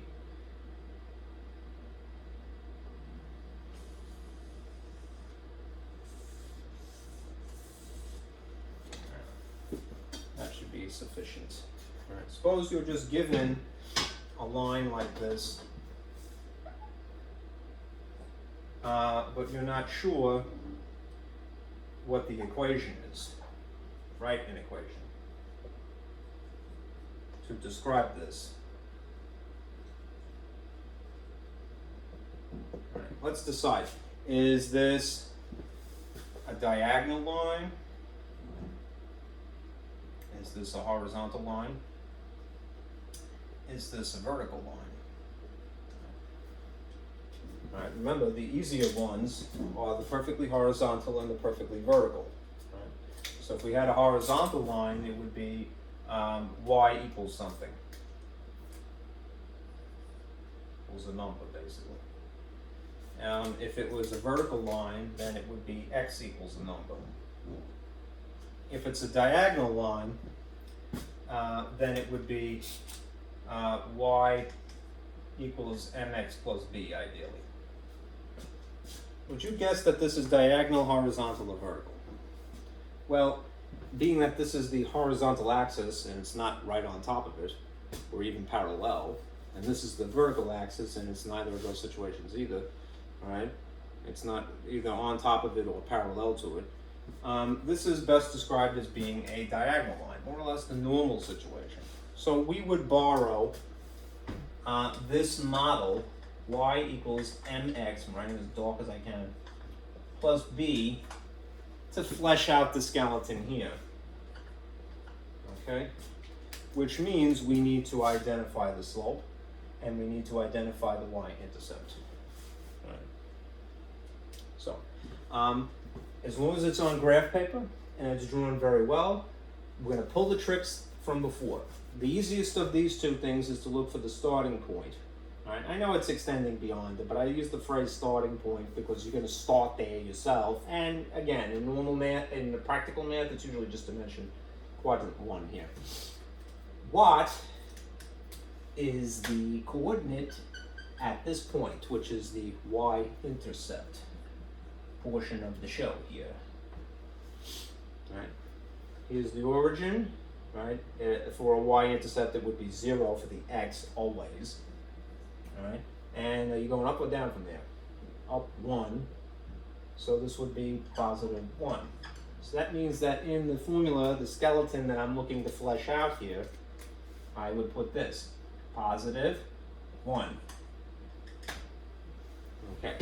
Now as for the slope, right, I could, if I want to, look for another fairly certain point, say like this is where it crosses the grid lines here, if I drew it really anal retentively. But what I'm going to try to do is draw an imaginary right triangle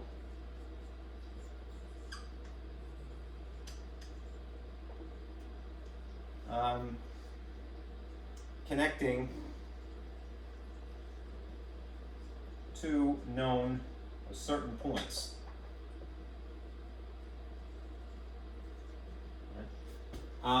It appears that this is the x-intercept here. So it's probably easier to do that one rather than say that one. Either one of them is wrong, and again, you could read that coordinate and use it in tandem with the y-intercept in the formula delta y over delta x and run the calculation. No sin in that. That'd be pretty cool, all right? But since you're given a picture to begin with and it is drawn fairly well, then what you could do is you could read the grid. All right, you don't have to self-out. So look at the grid lines here and draw an imaginary right triangle connecting what you assume are two pretty certain points. All right, now, how tall is this? It's 1 block. All right. How wide is this? It's 1, 2, 3 blocks. All right.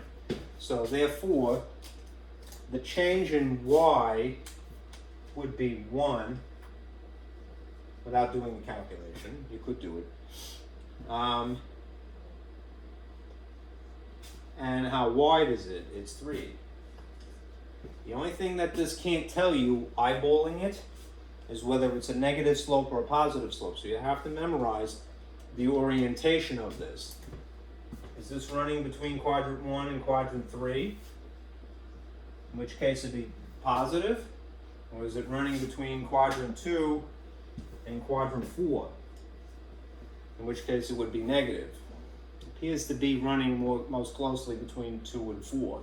So therefore, this is a negative slope, right? Which makes the slope that you would flesh out here negative 1/3. Right? A question that often comes up is, well, where do I put the negative? Textbooks have a tendency to just kind of favor the middle, but if you're going to choose one or the other, do that, one or the other, not both. In other words, don't make the 1 and the negative, the 1 and the 3 both negative, because then it would be positive overall instead. I personally have a tendency to write things like this, just for practical reasons. I put the negative on the top, okay? But you could, if you wanted to, in theory, put it on the bottom. It doesn't matter. All right. It's negative 1/3 for the slope. That controls the incline. Down 1/3, down 1/3, down 1/3 into infinity this way. And this is where it goes through the y-axis officially. You can think of it as being like a starting point. Okay? All right. One more thing. Well, let me turn off the projector for a moment, give it a breath. And let me draw you sort of an illustration to summarize what's going to happen now. When you are given real-world word problems, as they say, right? You have to kind of think about it in a slightly different way. It's not really different, it just seems different. It's a slightly different perspective. All right, the labels change. Here we have what we've established at this point. All right, the slope, intercept, form of the line equation. That is an equation that produces a line. Y equals mx plus b. Right, we know that this portion of it is indeed the slope. And this portion of it is the y-intercept. And if we have those two pieces of information, we're really good. Right? It's all we need to draw a line.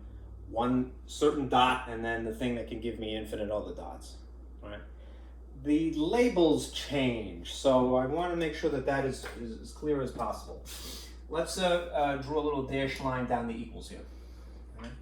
In other subjects like science class or in statistics or some medical profession, they would adapt this. Remember, there's the math purist way of thinking about the world, and then there is the practical math way of thinking about it.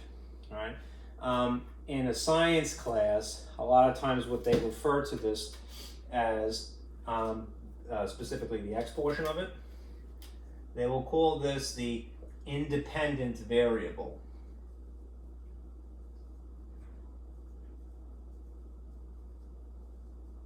Rather than the math purist way, which is to call it an input. Maybe computer people might be attuned to that. Right? And they would refer to the y portion of this as the, I always spell that wrong, I'm sorry. Independent. All right, ding dong. Too many ENs in it. This is the dependent variable.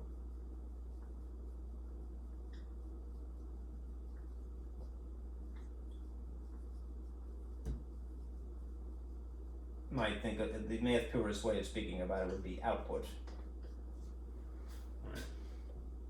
That's really whether something is independent or dependent depends on what the equation is solved for.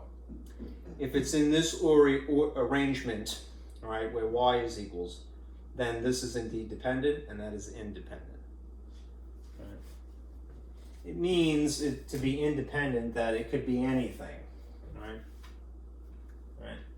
X can be anything, any input.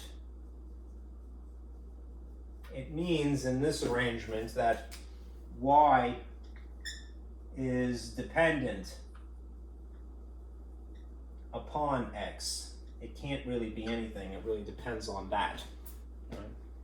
Again, in a practical way, the Y-intercept is maybe better thought of as being a starting point because of the nature of the graphs. Right?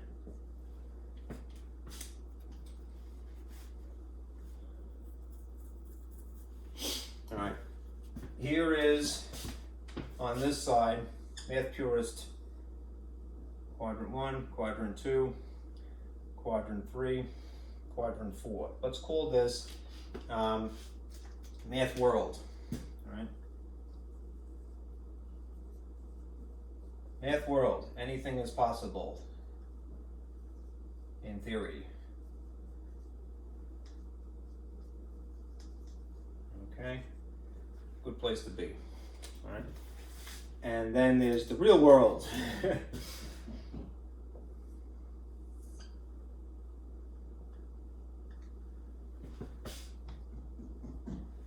In the real world, the scope is narrowed.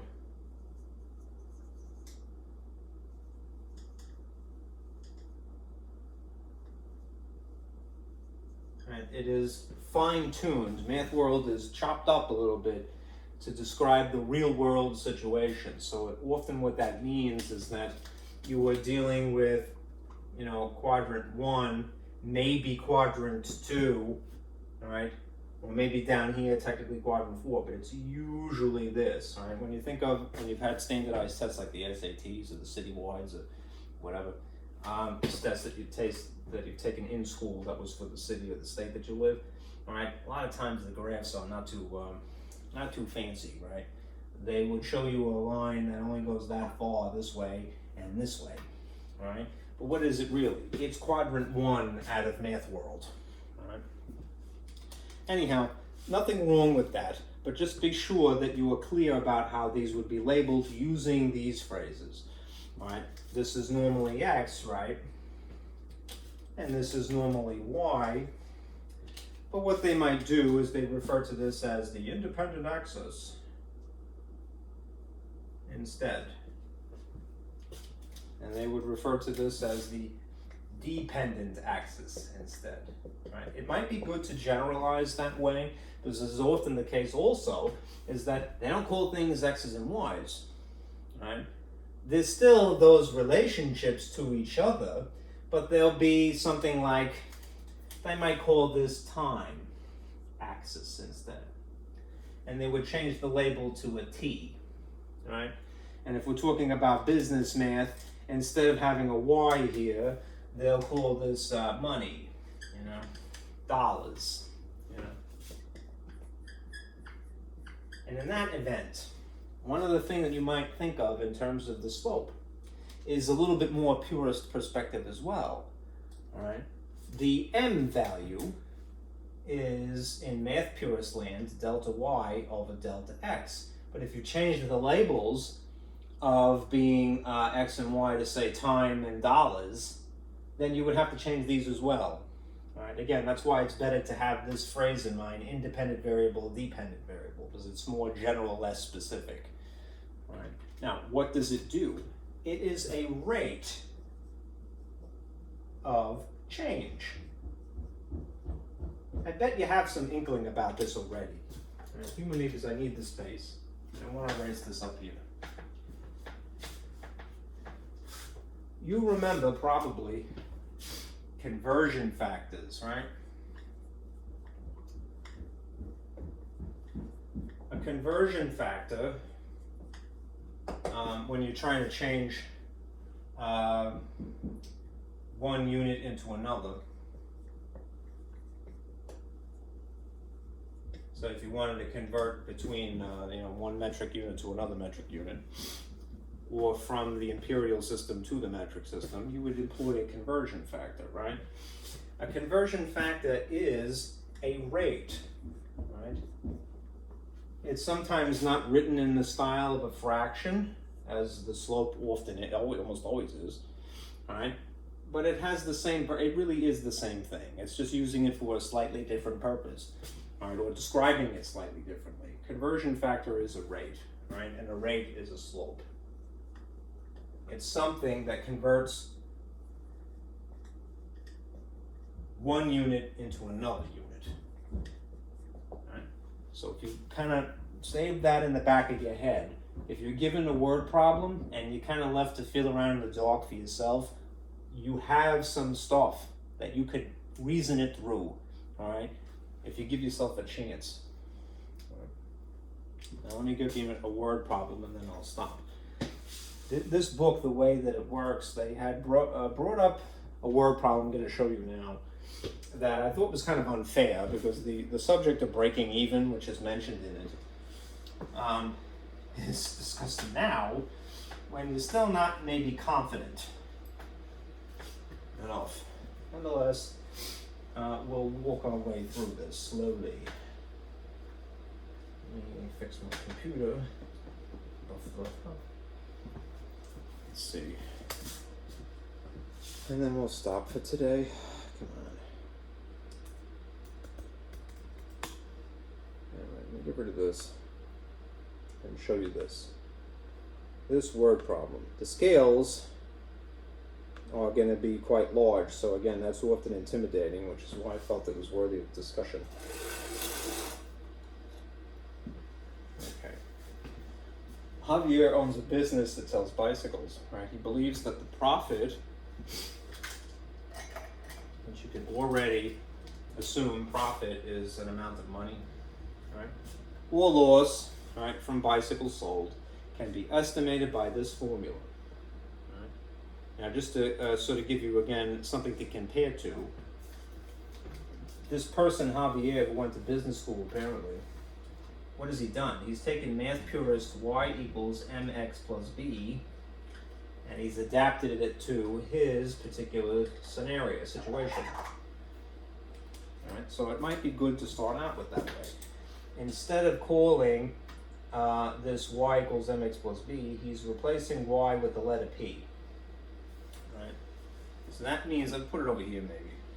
P, which stands for profit, is representing an amount of money. Right? That would have to be, because of its arrangement, the dependent variable. Right? Instead of using x, right, he's replaced it with s. And s represents the number of bikes sold. Right? So it's 60 with an s attached to it.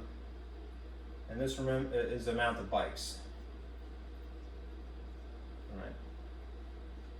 And that would be, therefore, the independent variable. Right. It could be anything. 1 month it may be 0, and after that, something larger. Right. It'll never be negative, right? That's one thing it really can't be.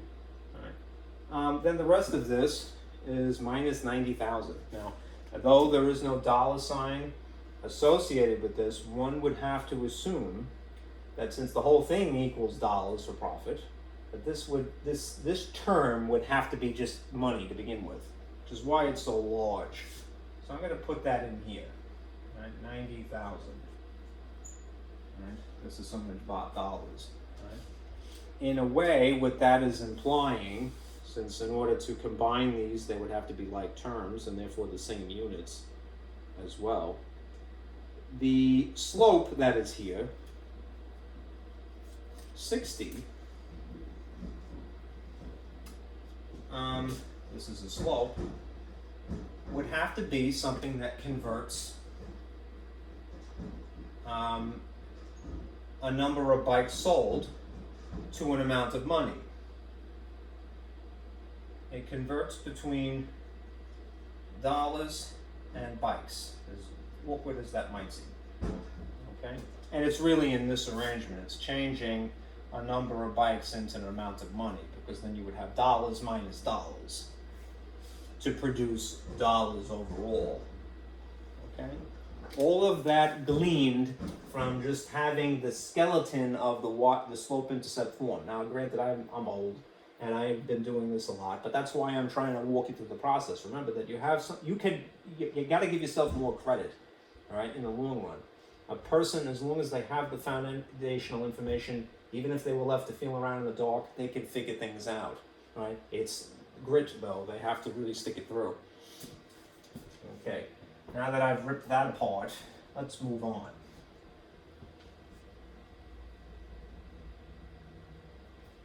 Okay, so the first portion of this question is asking, graph this for the situation where the S, the number of bikes sold, is exactly equal to 5,000 bikes, right? Or it's something less than that.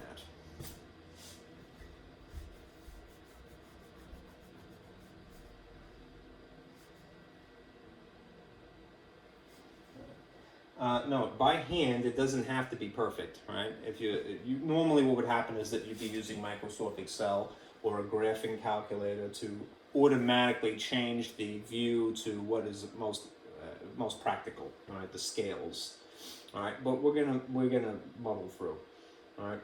It doesn't have to be perfect. Try experimenting with larger increments. I did myself on the first time that I did this, and I screwed it up the scales a little bit first. All right. Don't feel bad about that. All right. Now let me start by giving an idea. Again, this is the practical application, so this much of Math World is what I'm going to show to begin with, the origin here. And I'm going to label it according to the system of labeling here. So, since S is standing in place of X, that is the independent variable, that would be here, S, bikes sold. B might have been more intuitive. All right. Since P is off to itself on the left side of the equation, it's solved for P basically. Instead of that being Y, we're going to call this P for profit. So it's the S axis and the P axis as opposed to the X and the Y. All right. To start with. The hard part, and it takes experimenting, is deciding how you're going to increment this. All right. Don't feel bad if you don't do it perfectly the first time. All right. I never do. Right. The increments that you have this way do not have to be the same increments that you have this way, really. All right. I would encourage you to start from 0. Start the horizontal at 0. All right. And go to the maximum.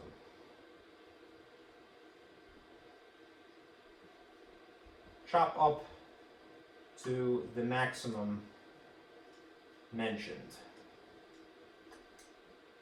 Right.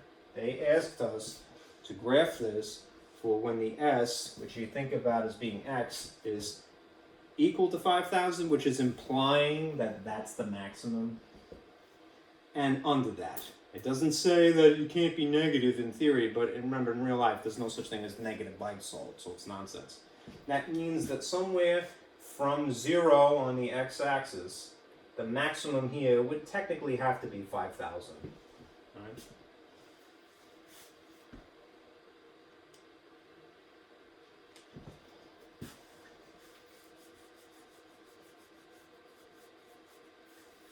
Right. Now, just as a side note, when it comes to the vertical scale, I'm not going to do it in this case, but sometimes, here's a little thought cloud. When it comes to verticals, right, you could get away with having a scale that looks like this, where it really isn't starting at 0 like it would be nice. Right? Horizontals, you really do have to start them at 0. All right? But for the vertical scale, you can get, they put these wavy lines in here to imply to insinuate that there's a shift. Shift in view. Okay? I'm not going to do that.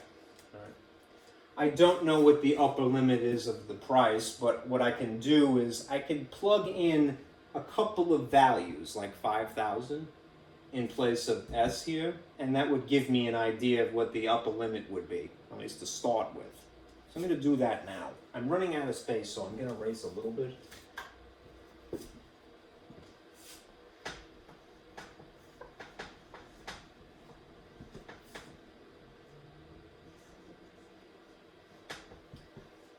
Let's see what we get.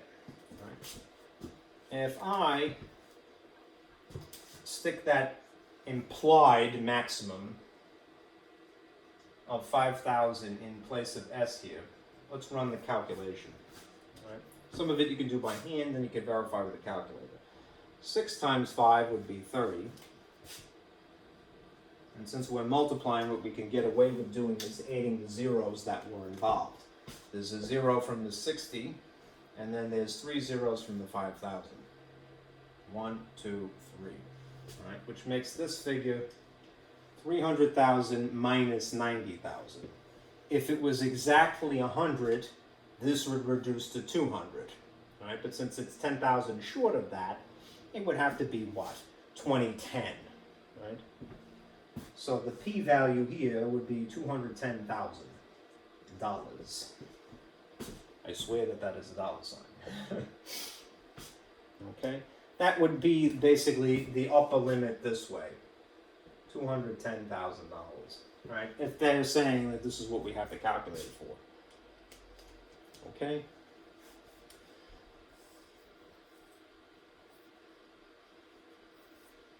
All right. That is one certain point. All right? At 5,000 on this scale, 200,000 would be on this scale. So there would be a dot out here like this. Right? What we need, remember, minimally to draw a straight line, and this is going to be a linear equation. There's nothing that's beyond degree 1 here. All right?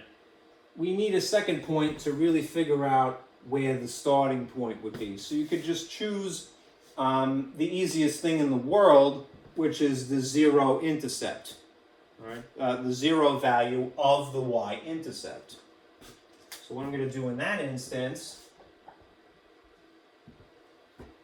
is this. I'm going to test this. Nobody told me, but I'm going to stick a 0 in here. All right?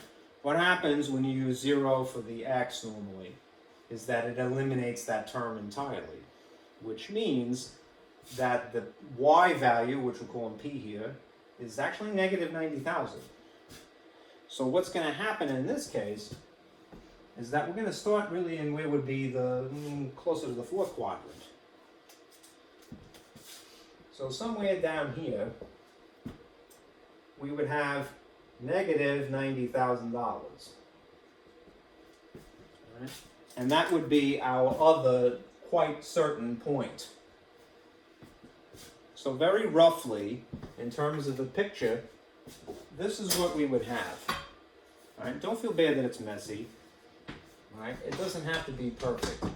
You're feeling around in the dark here, don't forget. I'm going to get myself in trouble because I don't have a board in the appropriate location here. So, trying to connect these nicely. You'd have a line that's something like this. I'm going to just intuitively go a little bit beyond this way and this way. A lot of times when you see these graphs, right, it would be up here in quadrant 1 exclusively, right? It would be pitched a little more shallow. But because of the nature of this equation, it actually is down here at 90,000, right? That's just the way it works out, so don't feel bad. That essentially is the answer to this graph, all right? I don't give you a lot of information to go with. Unfortunately, you have to feel around in the dark a little bit, but as long as you have that foundational information, that x is standing in place of, S is standing in place of x, right? And p is standing in place of y, and you know that if you needed to graph something brute force, or a little bit more brute force, you could use 0, right, for the x value, so 0 for the s value, and you could use the number that they quoted to you, right? Because there's an equals in here, right? There's an implied maximum, right? And that will sit in here and calculates 210,000. And if I use the easiest thing I can work with, which is 0 itself, that would give me the other value, another point, the minimum that I need to graph a line. Okay?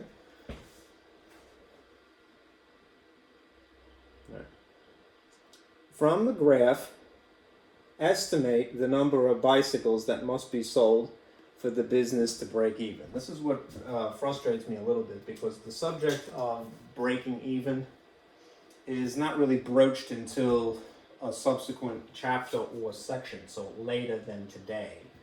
Nonetheless, I'll tell you, let me try to summarize here. Breaking even, where are we here?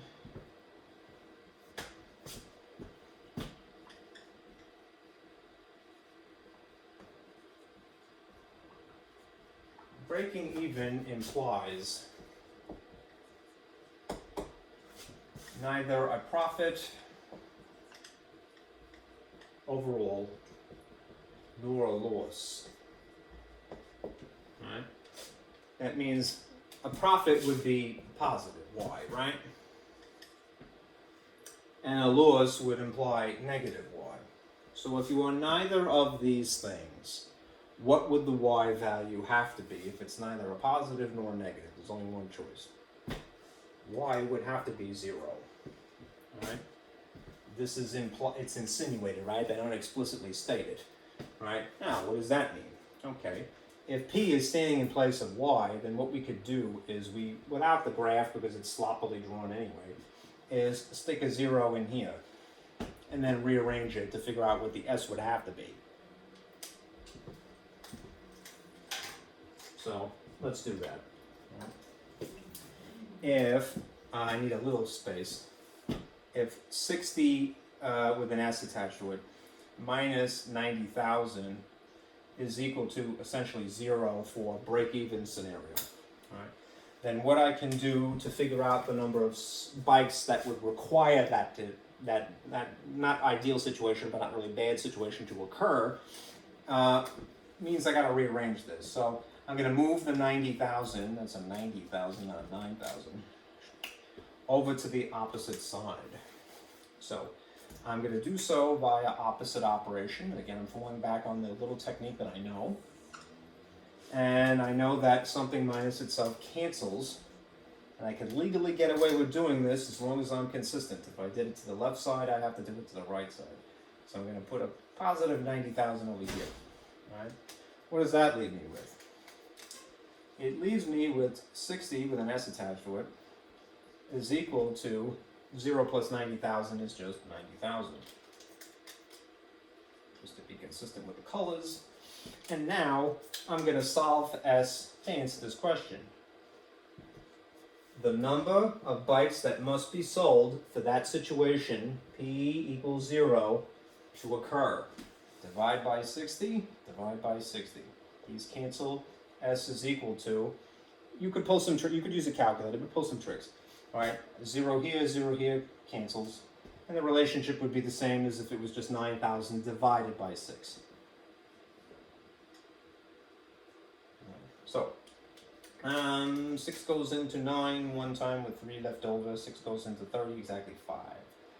So, to answer this question, number of bikes sold would have to be 1,500 bikes. Okay.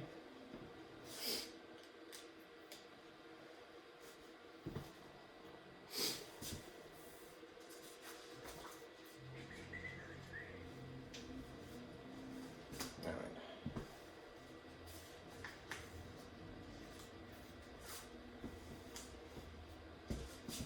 Moving on. See this last portion here. Let me just, I'll put a dot at this location. If I used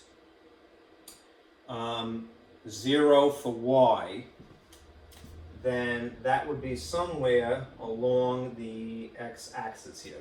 Y equals 0 would have to be somewhere along the x-axis, which basically means right there. All right, this point would be 0, 1500, just to help flesh out the picture a little bit. There we go.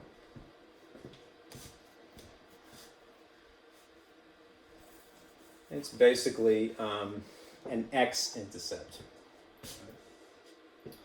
All right, now for this last question here, erase a little bit. From the graph, estimate the number of bikes sold if the profit from selling bicycles is about $150,000. All right, now, we could, again, it's a sloppily drawn picture. I didn't take the time to divvy up how this would be evenly drawn. It doesn't really need to be, because it's by hand and the figures are quite large. You would use software or your calculator to really increment it in a nice chef's kiss kind of a way. It doesn't have to be perfect by hand. All right, you could already see that the maximum here is, the ceiling here is 210,000. So if they're asking us about $150,000, all right, it would have to be something under this, all right? Above 0, but underneath 210. So one would figure somewhere in here probably is 150,000. All right, let's connect it to the line to estimate what that would be. All right. Okay, so this point, I would figure that $150,000 is probably closer to 210 than it is to 0. Right? It's not halfway between them. That would be halfway between 0 and 300,000. Now, what does that mean? Since this is the steepness of the line, poorly drawn, but it is, all right, that would mean that the x value that this correlates to, or s value in this parlance, would be something that is just under 5,000. So one would guess, you know, under 5,000, but pretty close.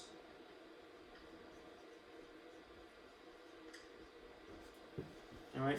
Now, if you really want a rock solid number, put this in the formula. Remember, drawings are great because they summarize a lot. Picture's worth 1,000 words, right? But if it's a sloppily drawn picture, if you really want something that is accurate, pardon me, use the formula and the numbers involved. So, this is our formula. P is equal to 60s minus 90,000. That's the formula they gave us. So this is an amount of money. So it would go in the appropriate place of P for profit. So instead of 0 in this situation, what I'm going to put here is 150,000. All right. And then I'm just going to manipulate this to solve for bicycles sold in that situation. All right. Draw a little table. All right. Move 90. Over to where its buddy is. All right, subtract.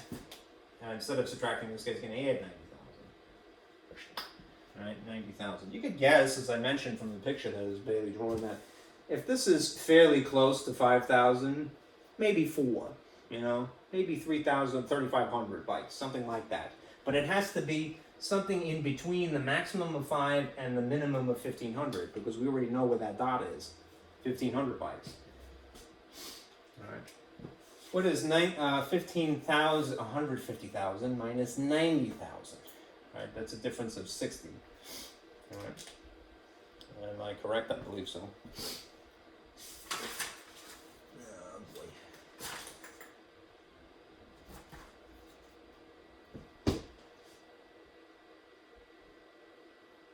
Oh, I'm adding. What am I doing? I'm not subtracting. Yeah, sorry. 15 plus 9 is 26. 24 rather. 0, 0, 0, 0, 95 is 14, carry that, is 24, so 240,000, all right, is equal to 60,000, pardon me, 60, that's left over here, and now I'm going to divide by 60, here and here. My blue is dying. And continue. Again, pull tricks, right? A 0 here cancels. It has the same relationship as 24,000 divided by this 6. Right? 6 goes into 24 exactly 4 times, which terminates, and then there's just these zeros here. So, good guess. All right, S is equal to 4,000 bytes. Okay. So about there, this would be $150,000. Is the coordinate, if you're going to write it nicely, would appear 4,000, comma 150,000 at that point. All right, and that's that. Okay, don't be intimidating. All right, that's the whole point of this conversation. All right, so we are done for today. We're a little over 2 hours, we've gotten a quarter here. If obviously this is Memorial Day, so if you're not watching this later, I wouldn't blame you. Better to pay your respects, right? But you're prepared. All right, whenever you're ready, you can take a look at this. All right, the homework in theory is to do MyLab section 6.6, and you're all squared away. All right. Thank you guys for listening. I will see you again tomorrow. Be careful out there.